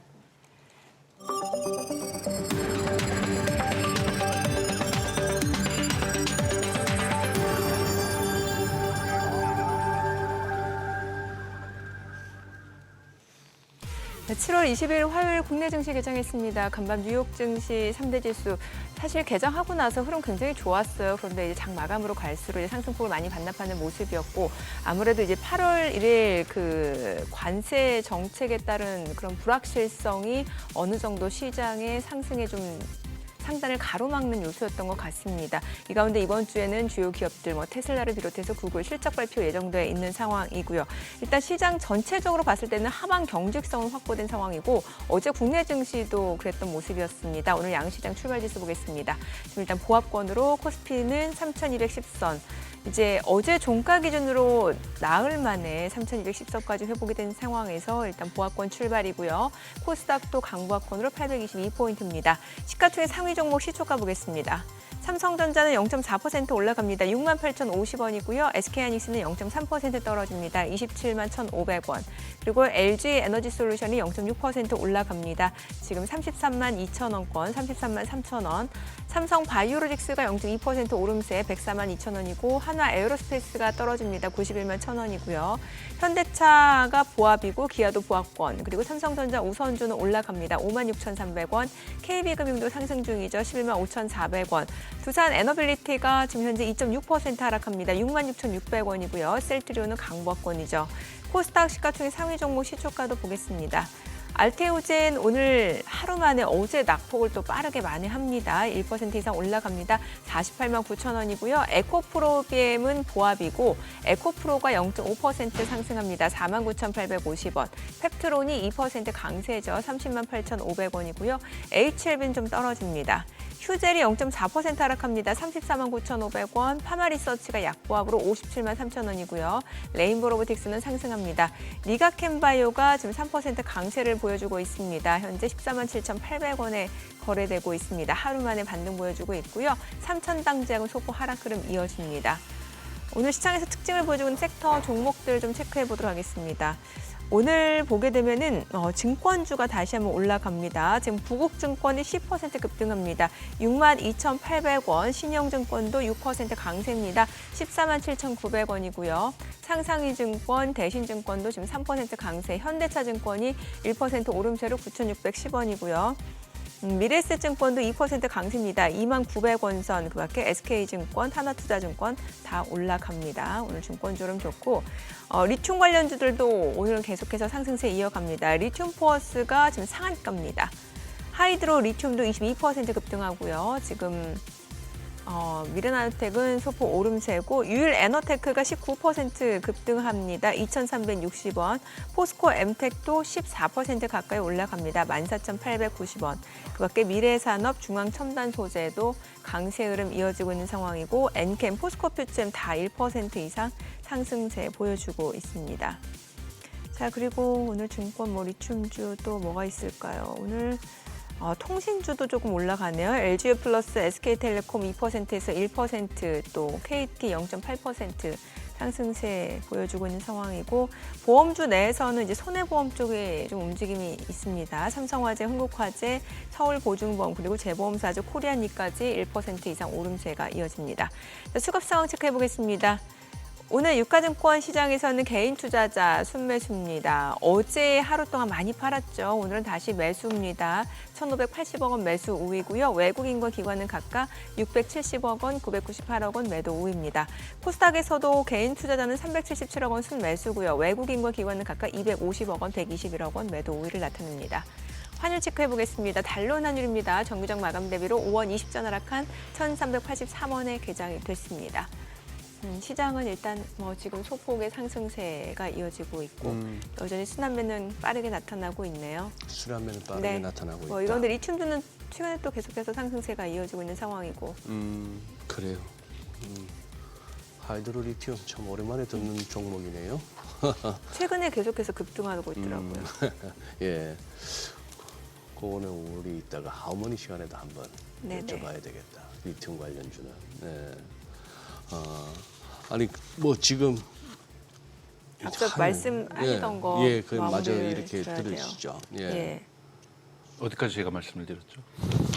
그 우버 네, 그러니까 우버하고 루시드하고 네, 루시드하고 연합을 하고 있습니다만 그건 우버가 정말 저는 대단히 절망적인 상황 속에서 연합을 하고 있다고 보고 네. 있어요. 네, 왜냐하면 네. 빠른 속도로 테슬라가 로보택시를 확대할수록 우버의 기반이 무너지는 것이기 네. 때문에 어떻게든지 외부의 연합군을 구성하려고 하는 것이지 이것이 방어가 될 거라고 저는 보지는 않습니다. 그래서 그거 자체가 그렇게 크게 시장에서 중요한 뉴스가 될 거라고 보지는 않고 저는 시장의 하나의 노이즈라고 보고 있습니다. 그래서 네. 이번 가이던스에서 얼마나 빠르게 지금 샌프란시스코에서도 실험 허가는 지금 캘리포니아주 자체에서 난 거기 때문에 네. 아마 올해 말이나 내년 상반기에는 캘리포니아주로 넘어갈 거라고 보고 있고요. 캘리포니아주로 넘어가게 되면은 특히 샌프란시스코는 이미 웨이모가 25%의 점유율을 가지고 있습니다. 대단히 시민들 자체가 소비자 자체가 대단히 기술 친화적이라고 볼 수가 있기 때문에 캘리포니아에서도 되게 빠른 속도로 로보택시가 확장될 거라고 보고 있고요. 이것을 하기 위해서 가장 중요하게 지금 오스틴에서 테스트하고 있는 것은 도로에서의 기술도 중요하지만 백오피스를 테스트하고 있다고 보셔야 돼요. 그러니까 항상 이 의무화되어 있거든요. 그래서 웨이모도 백오피스가 있습니다. 즉 이러한 사무실에서 모니터를 한 20-30개 막 붙여놓고 직원들이 이것들을 관리하고 있거든요. 조정하고 있고 위기 상황에서는 개입할 수 있고요. 근데 이 백오피스의 규모를 얼마로 해야 되느냐. 이런 부분들도 여기에 또 필요한 AI는 또 필요한가. 소프트웨어는 필요한가 이런 것들 다 개발하면서 테스트를 하고 있기 때문에 만약에 어느 정도 이것이 확장된다라면 이 백오피스의 규모들을 확장시켜 나가면서 빠르게 저는 도시별 확장을 가능하게 만들어낼 수 있을 거라고 보고 있고요. 이 부분에서 이루어진다라고 한다면 올 하반기부터는 실질적으로 로보택시의 수익률 자체도 조금은 계산할 수 있는 특히 4분기 정도에는 나오지 않을까 이렇게 보고 있습니다. 박사님 저기 나오셨으니까 AI 관련해서 조금 더 그거 여쭤보고 싶은데 어제 베센트 장관이 CNBC하고 인터뷰하면서 몇 가지 이렇게 재밌는 얘기를 좀 하더라고요. 우선은 연준을 갖다가 까면서 그 자꾸 이렇게 인플레이션도 없는데 자기들 사고의 틀에서 벗어나지를 못해가지고 금리 인하도 안 하고 저렇게 모기지 금리 높게 유지돼서 미국 사람들 집도 못 사게 만들고 도대체 그 사람들 그 많은 연준대 박사들 많은지 모르겠다 하면서 말을 가만히 보니 그쪽 업계에 있는 경제학자들 그냥 기본소득 지급하려고 연준이 있다.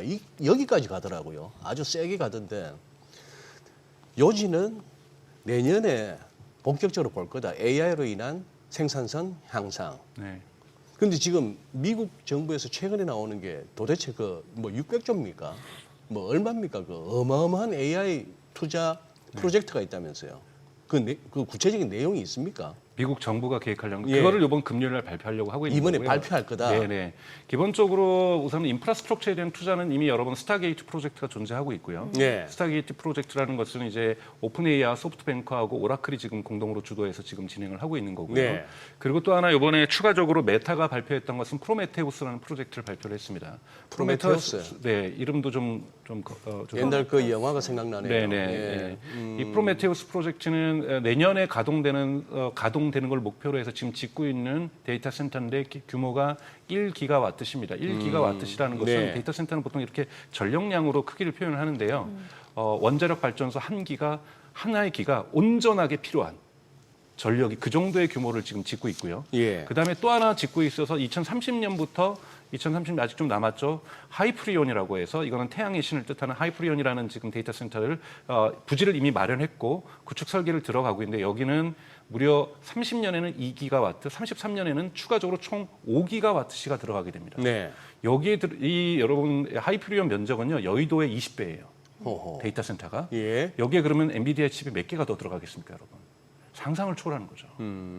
여의도의 20배 면적의 데이터 센터를 메타 혼자서 메타 혼자서. 짓고 있는 겁니다. 지을 계획인 거고 이미 그거보다 크지는 않지만 결코 작지 않은 프로메테우스라는 건 이미 거의 완공 단계에 들어가서 내년에 가동에 들어가고 있는 거고요. 네. 이미 계속해서 짓고 있는 거고요. 지금 여러분 메타라든지 마이크로소프트라든지 이런 데서 짓고 있는 데이터 센터의 규모를 정말 과소평가를 많이 하고 있어요. 정말 어마어마한 규모로 짓고 있습니다. 여러분 하나의 데이터 센터가 물론 거대하지만 메타 혼자서 짓고 있는 것이 여의도의 20배라는 거죠. 아하. 이 정도의 지금 전체적으로 짓고 있기 때문에 지금 그런데 메타가 지금 가장 큰 문제가 여기에 어떻게 전기를 댈 것인가. 지금 내년까지 되는 건 어떻게 마련을 하고 있지만 자신들도 장담 못하는 거는 2030년에는 데이터 센터를 짓는데 아마 전기 때문에 가동을 못할 수도 있다라고 얘기를 하고 있더라고요. 예.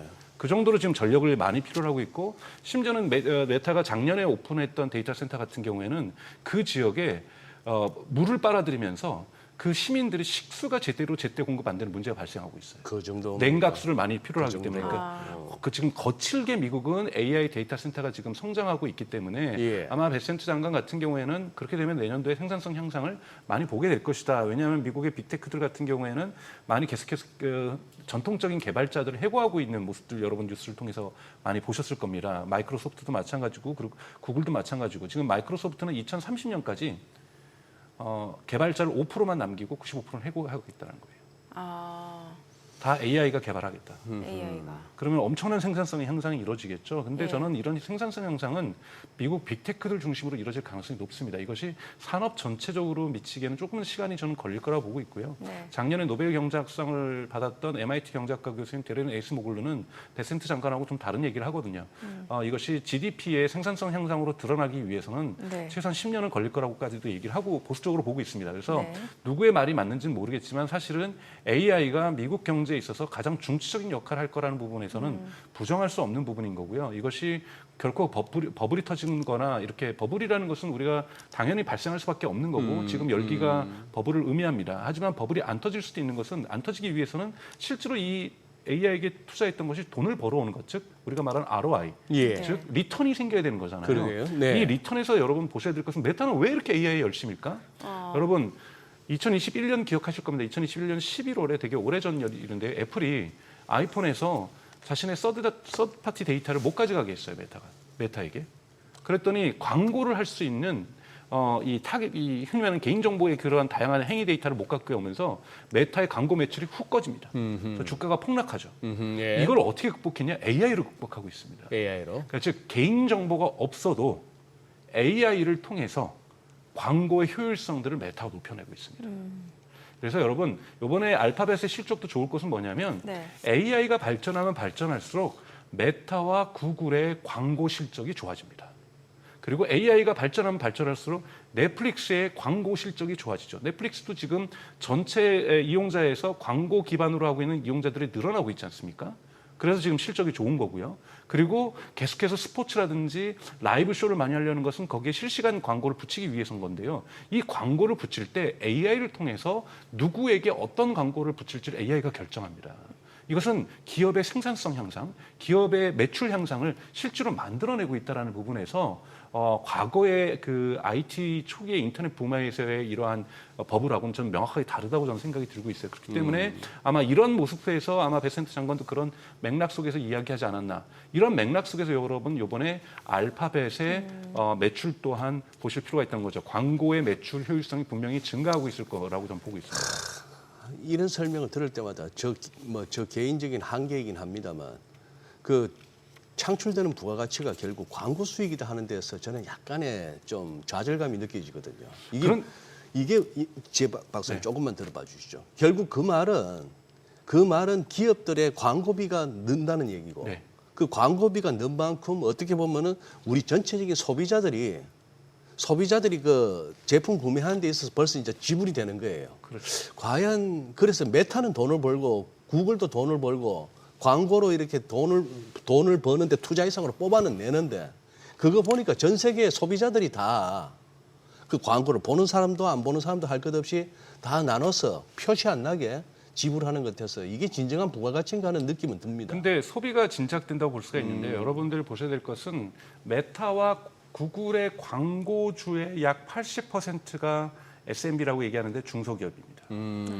여러분 K뷰티가 지금 미국에서 엄청나게 정말 정신없이 수출되고 있고 팔리고 있잖아요. 어디를 통해서 그렇게 광고할까요? 광고 안 되면 또 팔릴 수도 없겠구나. 인스타그램에서 광고하고 네, 유튜브에서 네. 광고를 한 거거든요. 그러니까 즉 수많은 소형 브랜드들이 지금 등장하고 있는 이유는 과거에는 그분들이 다 TV에다 광고를 하고 신문에다 광고해야 되는데 예. 단가가 너무 비쌉니다. 네. 그런 부분에서 이러한 중소기업들, 신생기업들이 탄생할 수 있는 기회를 준다라는 긍정적인 요소도 분명하게 있습니다. 소비자들이 광고를 봐야만 하는 이러한 세상으로 가고 있다는 부분들도 문제가 되고 그 있지만. 부분은 또 지금 순간적으로 100% 동의가 되었습니다. 네. 수긍이 되었습니다. 네네.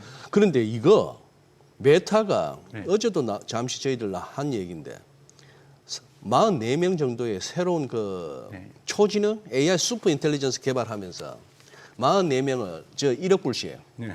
1억 불이면 1,300억입니다. 1,300억, 1,400억을 주면서 네.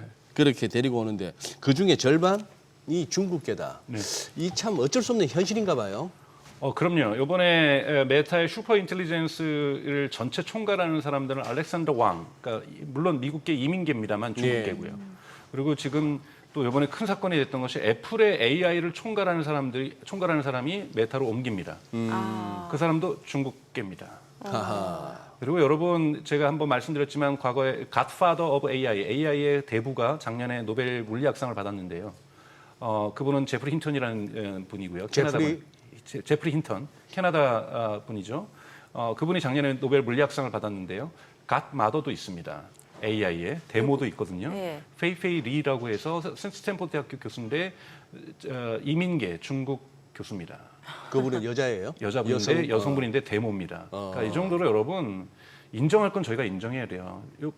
요번에 미국이 수학 올림피아에서 인간 수학 올림피아에서 중국을 오래간만에 이겼거든요. 오래간만에. 근데 그 사진이 대단히 많은 역설적이었어요. 왜냐하면 2등한 중국이 깃발을 들고 중국 사람들이 있었는데 1등한 팀 미국이 미국 깃발을 들었는데 다 중국 사람이었어요. 성조기를 들고 있는데. 그렇죠. 그러니까 즉 미국 시민권을 가지고 있는 사람들이라 할지라도 중국계가 워낙 수학을 잘하고 있고 수학에 대한 조기 교육들이 많이 발전을 했었기 때문에 이 부분에서 AI 전문가도 중국 사람들이 많다라는 것은 저희가 부정할 수 없는 부분인 거고요. 그리고 전체적으로 전 세계적으로 AI 관련된 특허나 논문 수도 중국이 압도적으로 미국을 앞서고 있습니다. 그러니까 이 부분에서 그만큼 중국이 과학기술과 과학과 물리와 뭐 이 수학 교육에 대해서 열성을 보였던 것이 지난 수십 년간의 그 열정이 이 효과를 보고 있는 거고요. 네. 여러분 원자바오 총리 기억하십니까? 예.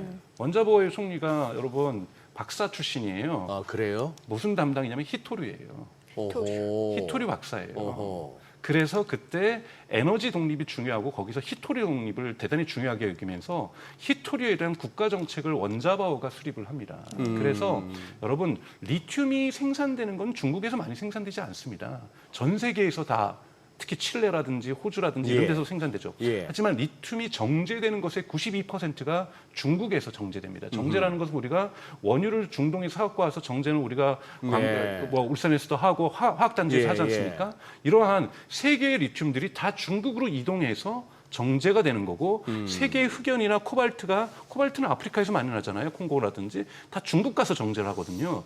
이 부분을 원자바오가 다 설계를 해놓습니다. 예. 이러면서 히토리에 대한 강국으로 성장하게 되면서 지금 미국하고에도 H20을 갖다가 거래를 성사하는 대로 히토리를 주고 AI 칩을 받고 있는 거잖아요. 이런 부분도 마찬가지고 대단히 이 중장기적인 에너지에 대한 설계라든지 과학 인재에 대한 설계들이 잘 되어 있었다.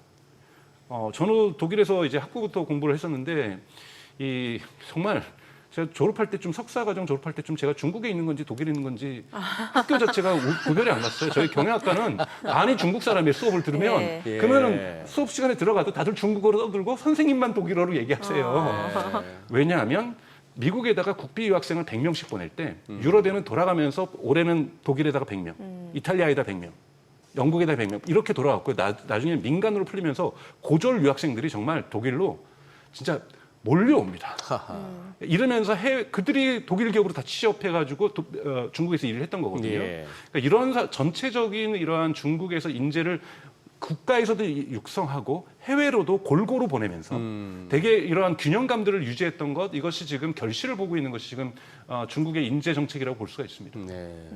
알겠습니다. 오늘 내용 여기까지 듣겠습니다. 잘 네, 들었습니다. 고맙습니다. 네, 고맙습니다.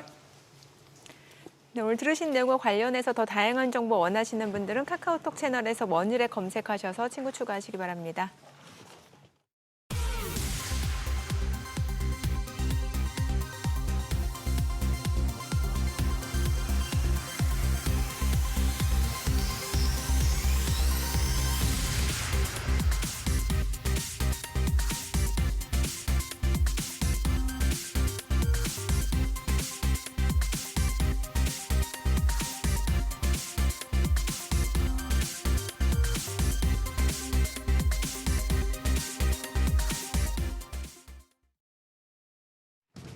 이 시각 시황입니다. 현재 국내 증시 양대 지수 혼조세 보여주고 있습니다.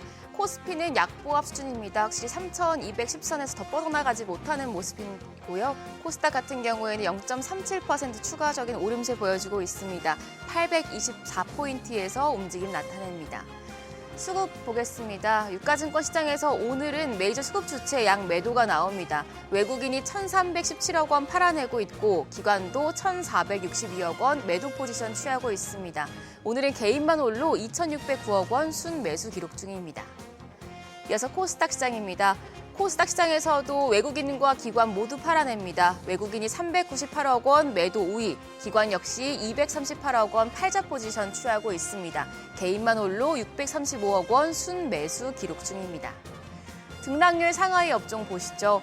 오늘은 건강관리 업체와 서비스 쪽, 더불어서 화장품과 건강관리 기술 업종이 상승률 상위권에 위치해 있습니다. 반면 우주항공, 국방, 기계, 에너지 장비와 서비스 업종은 하락폭이 큰 것으로 집계됩니다. 그럼 시장을 주도하는 테마 종목별 시세 체크하겠습니다. 오늘도 리튬주가 시세 분출 중입니다. 상하이 금속거래소에서 탄산 리튬 가격이 지난 4월 중순 이후에 최고치를 기록한 이후 리튬주에 대한 관심이 계속되고 있습니다. 이 리튬 가격은 중국 대형 리튬 채굴업체인 장거광업이 최근 지방정부의 지시로 최근 칭하이성의 광산에서 리튬 생산을 중단한 영향으로 분석이 되고 있는데요. 리튬주 내에서 리튬 포어스가 상한가입니다. 1,699원 기록했고요. 하이드로 리튬도 23.2% 급등하면서 거래가 2,700원으로 집계되고 있습니다. 더불어서 미래산업이 13.3% 오름세로 13,135원, 유일에너테크가 12.85% 급등하며 거래가 2,230원이고요. 포스코엠텍도 18.4% 급등하고 있습니다. 거래가 15,500원으로 집계됩니다. 증권주도 일부 종목들 오름세 보여주고 있습니다. 자본시장 선진화 정책 수혜가 지속될 것이란 분석이 나오고 있는데요.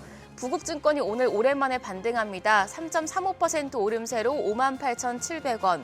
그리고 신영증권이 1.51% 오름세로 14만 1,400원에 거래되고 있고 대신증권도 0.27% 오름세 보여주고 있습니다.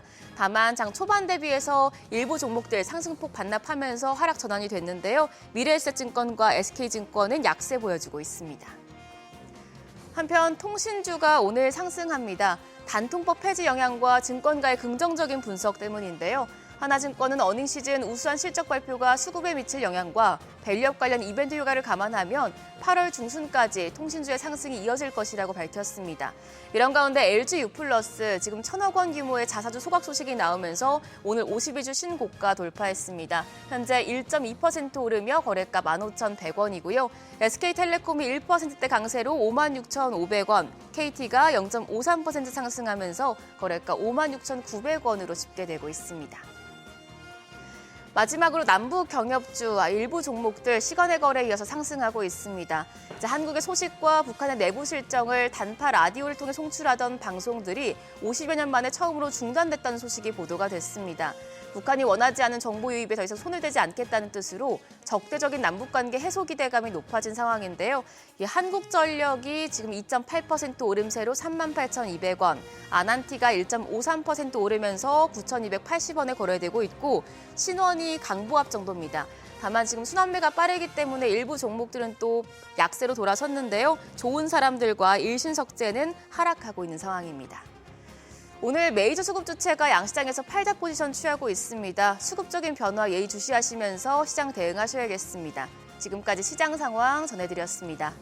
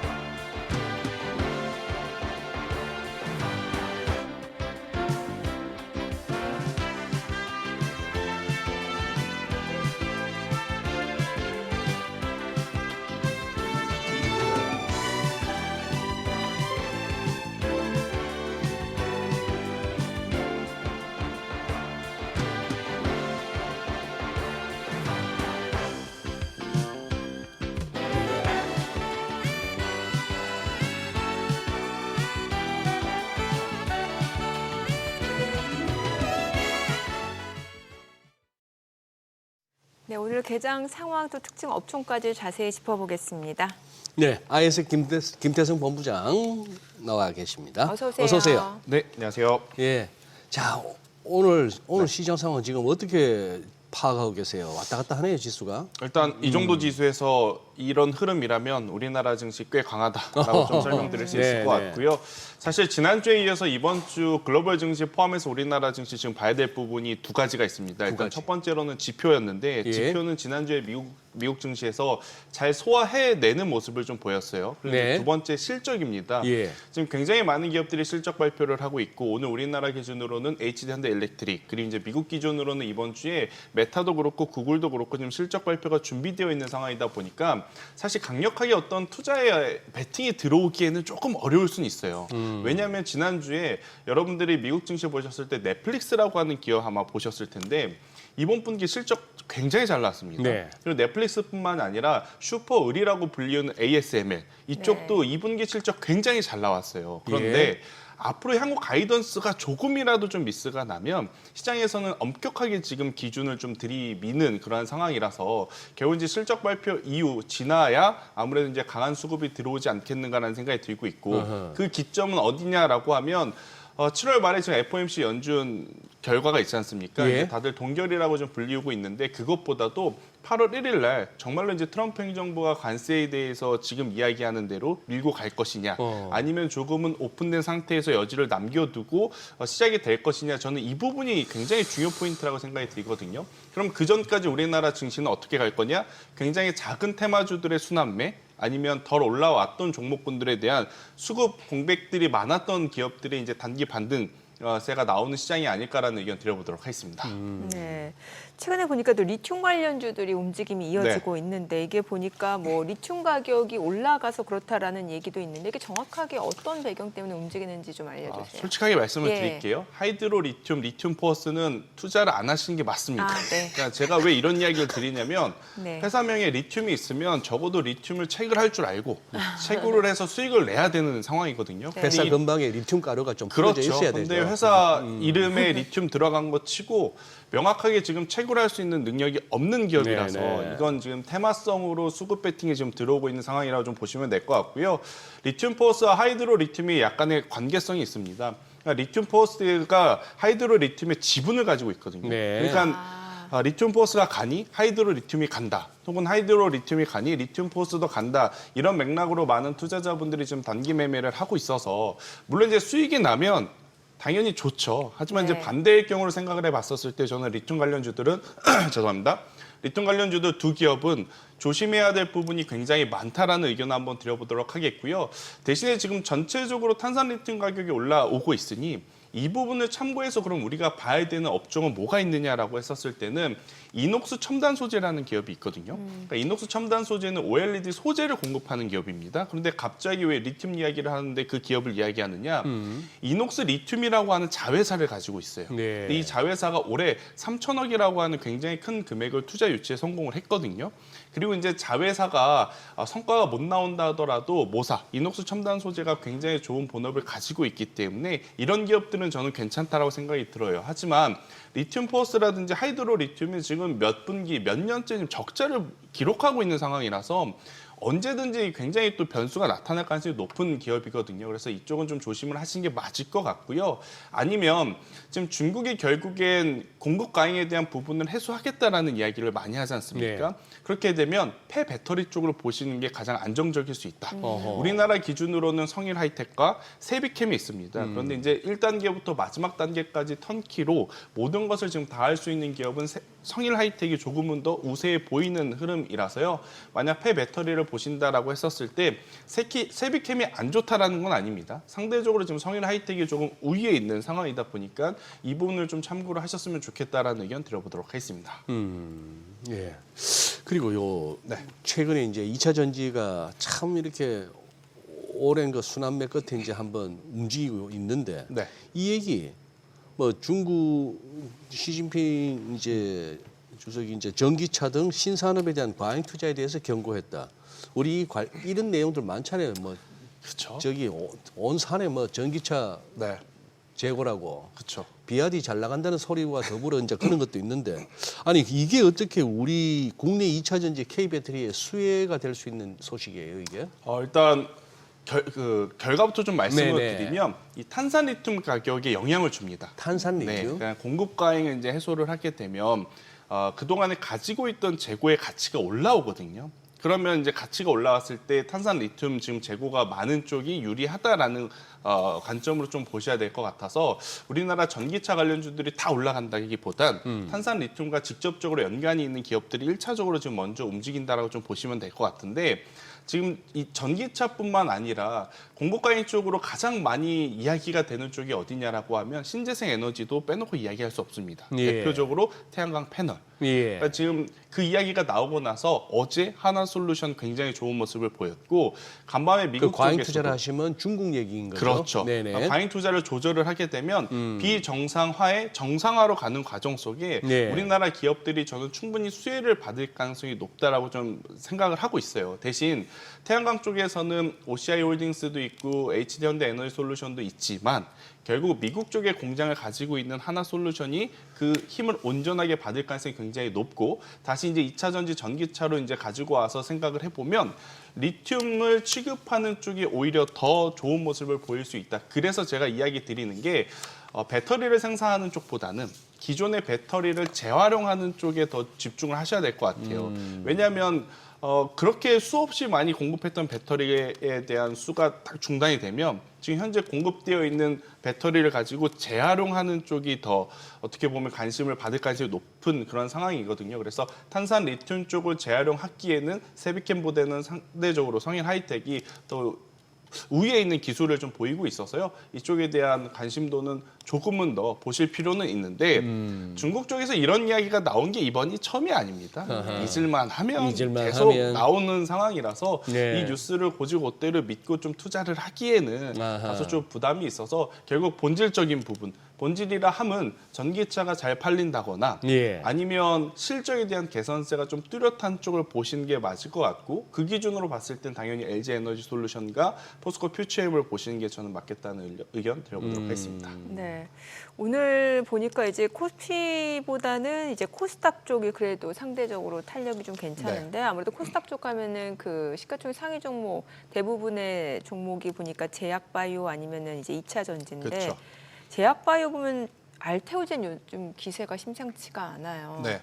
한동안 뭐 40만 원에서 왔다 갔다 하더니 이제는 이제 50만 원 돌파까지 눈앞에 두고 있는 상황인데 뭐 알테오젠뿐만 아니라 지금 제약바이오 쪽에서 보는 리가캠바이오도 그렇고 제약바이오가 이렇게 갈 만한 이유에 대해서 또 앞으로 전망에 대해서 어떻게 보시는지 좀 궁금하거든요. 일단 하반기에 아마 많이들 꼽은 탑 섹터가 어디냐라고 했었을 때는 제약바이오들 이야기 많이 나올 것 제약바이오. 같습니다. 근데 아. 그 이유는 뭐냐면 시기의 문제, 시점의 문제, 횟수의 문제이지 네. 전체적으로 글로벌 시장이 금리 인하를 하는 쪽으로 방향을 잡고 있는 상황이잖아요. 네. 그런 금리 인하를 한다 했었을 때 가장 민감하게 반응한 업종이 어디냐? 바로 이제 제약바이오이기 때문에 지금 우리가 제약바이오를 계속 이제 추적 관찰을 하는 건데 이제 고민은 제약바이오를 두 물줄기로 나눌 수가 네. 있어요. 삼성바이오로직스와 셀티리온 쪽에 이제 바이오시밀러, 네. 아니면 이제 그들을 제외하고 방금 우리가 이야기 드리는 알테오젠, 리가켄바이오, 뭐 ABL 바이오를 필두로 하는 파이프라인 쪽, 임상 네. 파이프라인 쪽.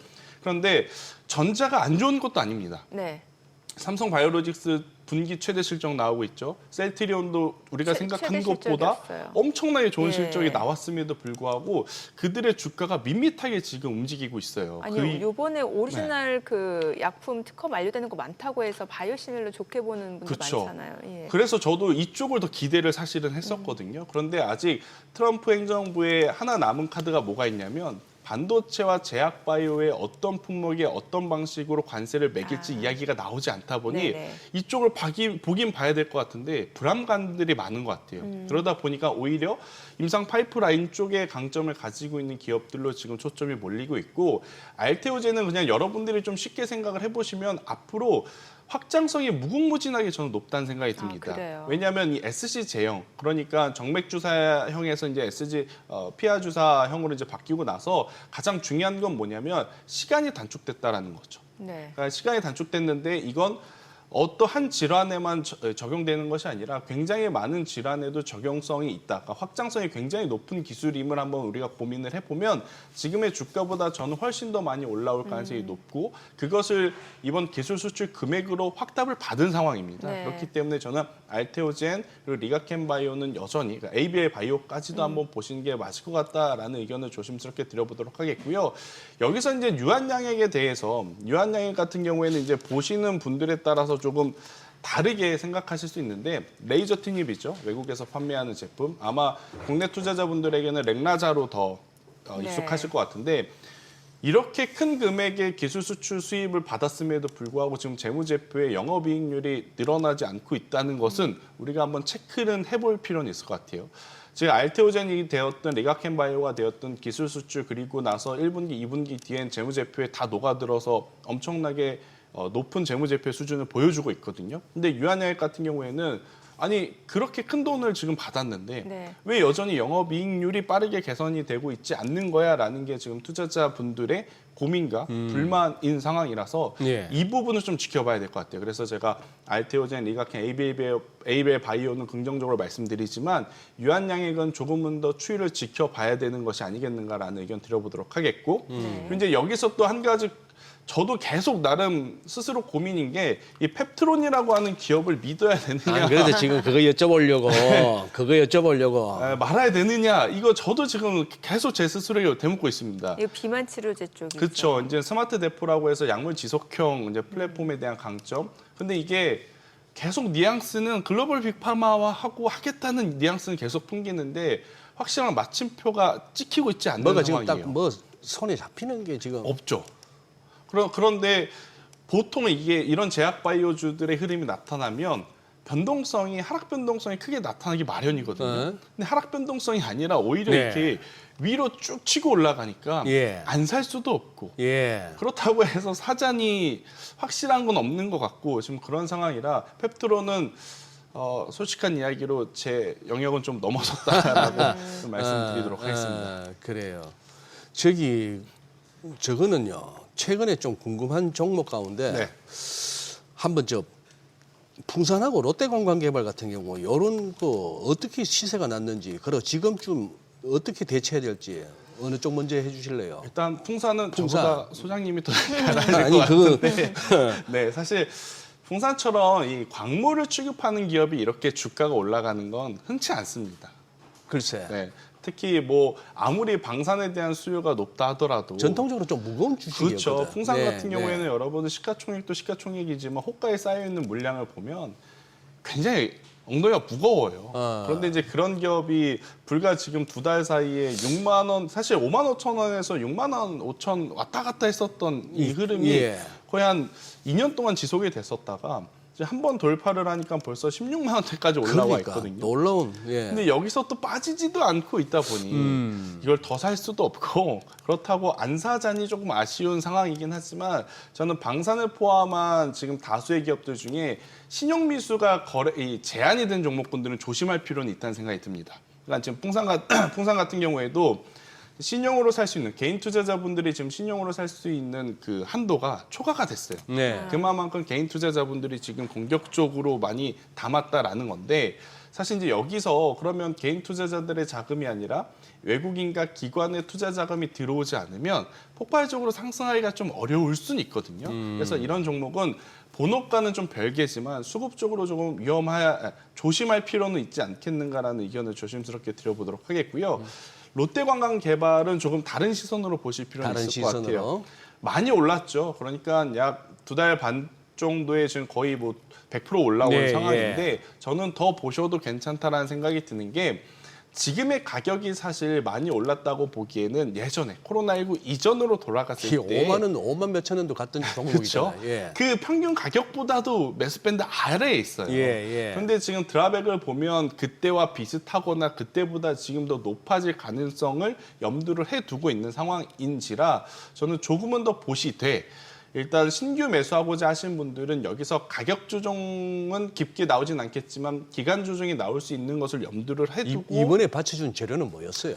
일단 아무래도 이제 중국 시진핑이 이제 방문할 가능성이 높다가 가장 큰 재료였던 걸로 그거 갖고 보여져요. 이렇게 이만큼 네. 오른다고? 그리고 예. 드랍백 추이를 보니까 원래는 중국 분들 위주의 드랍백 추이가 굉장히 중요했는데 예. 올해 일본 분들의 드랍백이 심상치 않았었습니다. 어허. 굉장히 좋았었고 그리고 이제 넷플릭스 작품 중에 폭삭 속았수다라고 하는 작품이 사실 올해 일본계에 굉장히 크게 예, 흥행을 예. 했는데 그 배경이 제주도였다고 해요. 실제 촬영은 다른 곳에서 했지만 예. 그러다 보니까 이제 그게 엄청나게 또 동아시아 쪽에서 히트를 치다 보니 그걸 빌미로 또 관광객들이 많이 넘어왔다는 게 이제 상승 모멘텀인데 롯데관광개발만 올라온 것이 아니라 파라다이스도 지금 같이 움직이고 있는 상황이거든요. 그렇다는 건 결국 뭐 가타부타 여러 가지를 좀 제외하고 본업 안에서 드랍백의 추이가 계속 늘어나고 있음을 이야기하는 것이라 네. 저는 조금은 더 보실 필요가 있다라는 의견을 드려보도록 하겠습니다. 정민의 그 묻기 전에 궁금한 거 빨리 해소해야겠다. APR 이거 어떻게 대응해야 됩니까 이거? 갖고 계신 분들하고 이거 노려보고 계신 분들한테 나눠서 얘기하면 이 CEO 분이 참 부럽더라고요. 아니 거의 송중기 필이 나던데. 그러니까요. 그죠? 다 가지셨더라고요. 그러니까 예.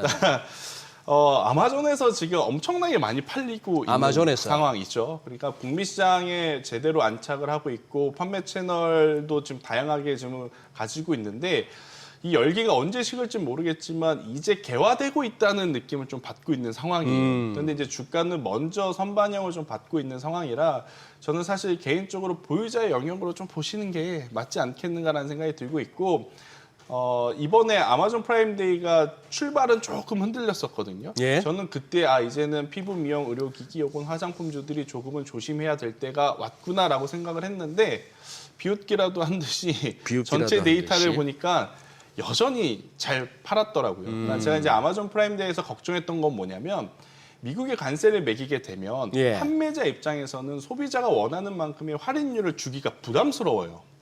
그런데도 불구하고 지금 아마존 프라임데이에서 굉장히 많은 또 판매고를 올린 K-뷰티 제품들, 뭐 디바이스가 되었든 네. 화장품주들이 되었든 뭐 굉장히 좋은 성과를 냈기 때문에 저는 조금은 더 길게 가져가 봐도 괜찮지만 이제 보유자의 영역으로 저는 완전하게 넘어섰다라는 개인적인 의견을 드려보도록 하겠습니다. 정민의 그또 질문하기 전에 또 궁금한 거. 뭐야? 오늘 강정수 박사님하고 저기 증시타임에서 AI 얘기 주로 나눴고 네. 어제 또 이 하모니 시간에는 솔트룩스 이경일 대표님 나오셨거든요. 네. 근데 지금 솔트룩스가 오늘 지금 많이 빠지네 9%. 이거 지금 6월 초순에 이렇게 고점 찍고 흘러내린 지는 좀 됐는데 벌써 한 달이 넘었는데 이쪽에 뭐가 있었나? 어떻게 보세요? 한번 일단은 예. 오늘 특별하게 좀 나온 뉴스는 없는 없죠. 것 같은데요. 네. 예, AI 소프트웨어 쪽은 지금 순환매가 빠르게 돌고 있고 네. 여기서 이제 한 가지 그러니까 제3자 투자자 입장에서 네네.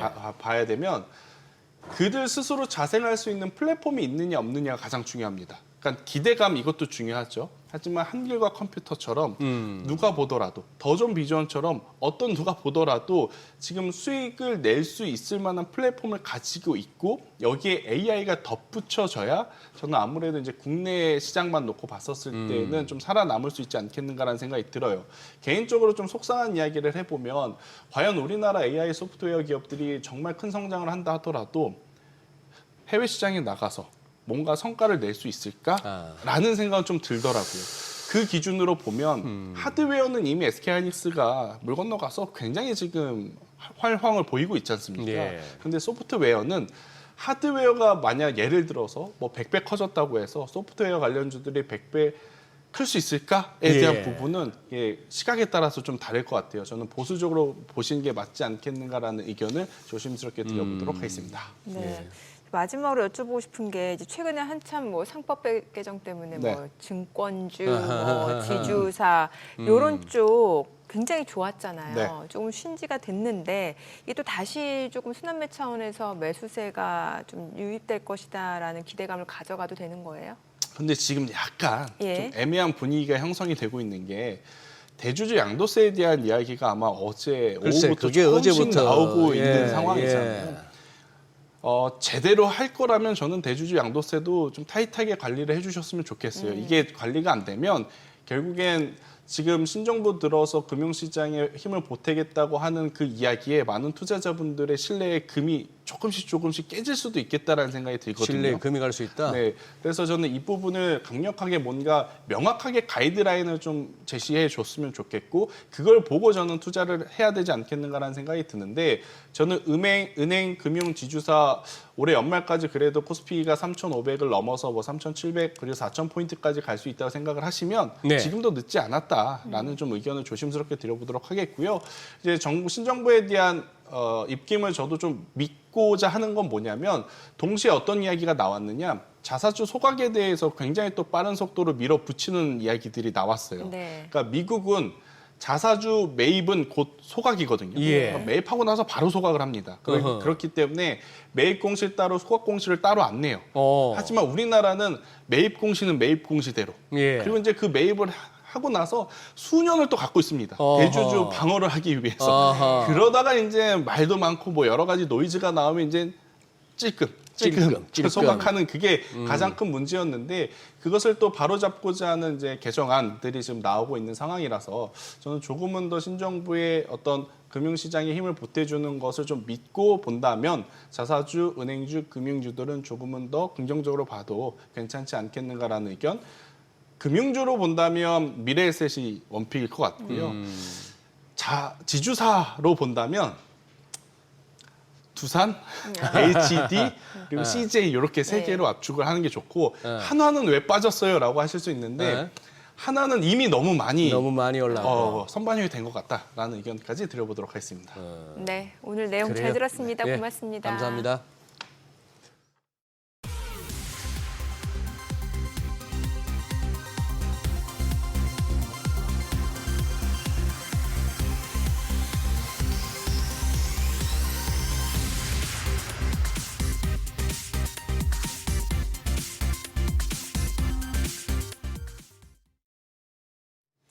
네, 지금 이제 코스피가 보합권이고 코스닥 0.4% 상승인데 시장만 좋은 것 같아요. 네, 그러네요.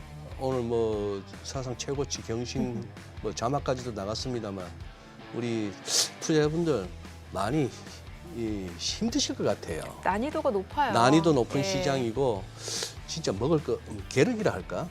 뭐라 고기라고 뭐 뜯어 먹어야 되는데 손도 더러워지고 품 파는 거에 비해서 입에 들어오는 건 별로 없는. 막상 살코기 뜯고 보니까 네. 부스러기밖에 없는. 글쎄 좀 어려운 장이네요. 네. 네, 저희 방송 중에 전해드린 내용과 관련해서 모든 투자 판단의 책임은 투자자분들께 있다는 점 알려드립니다. 네, 세상의 모든 돈 되는 정보 머니쇼 오늘은 여기서 인사드리겠습니다. 여러분의 모든 경제 SBS 위즈가 함께하겠습니다. 저희는 내일 오전 8시에 찾아뵙겠습니다. 고맙습니다.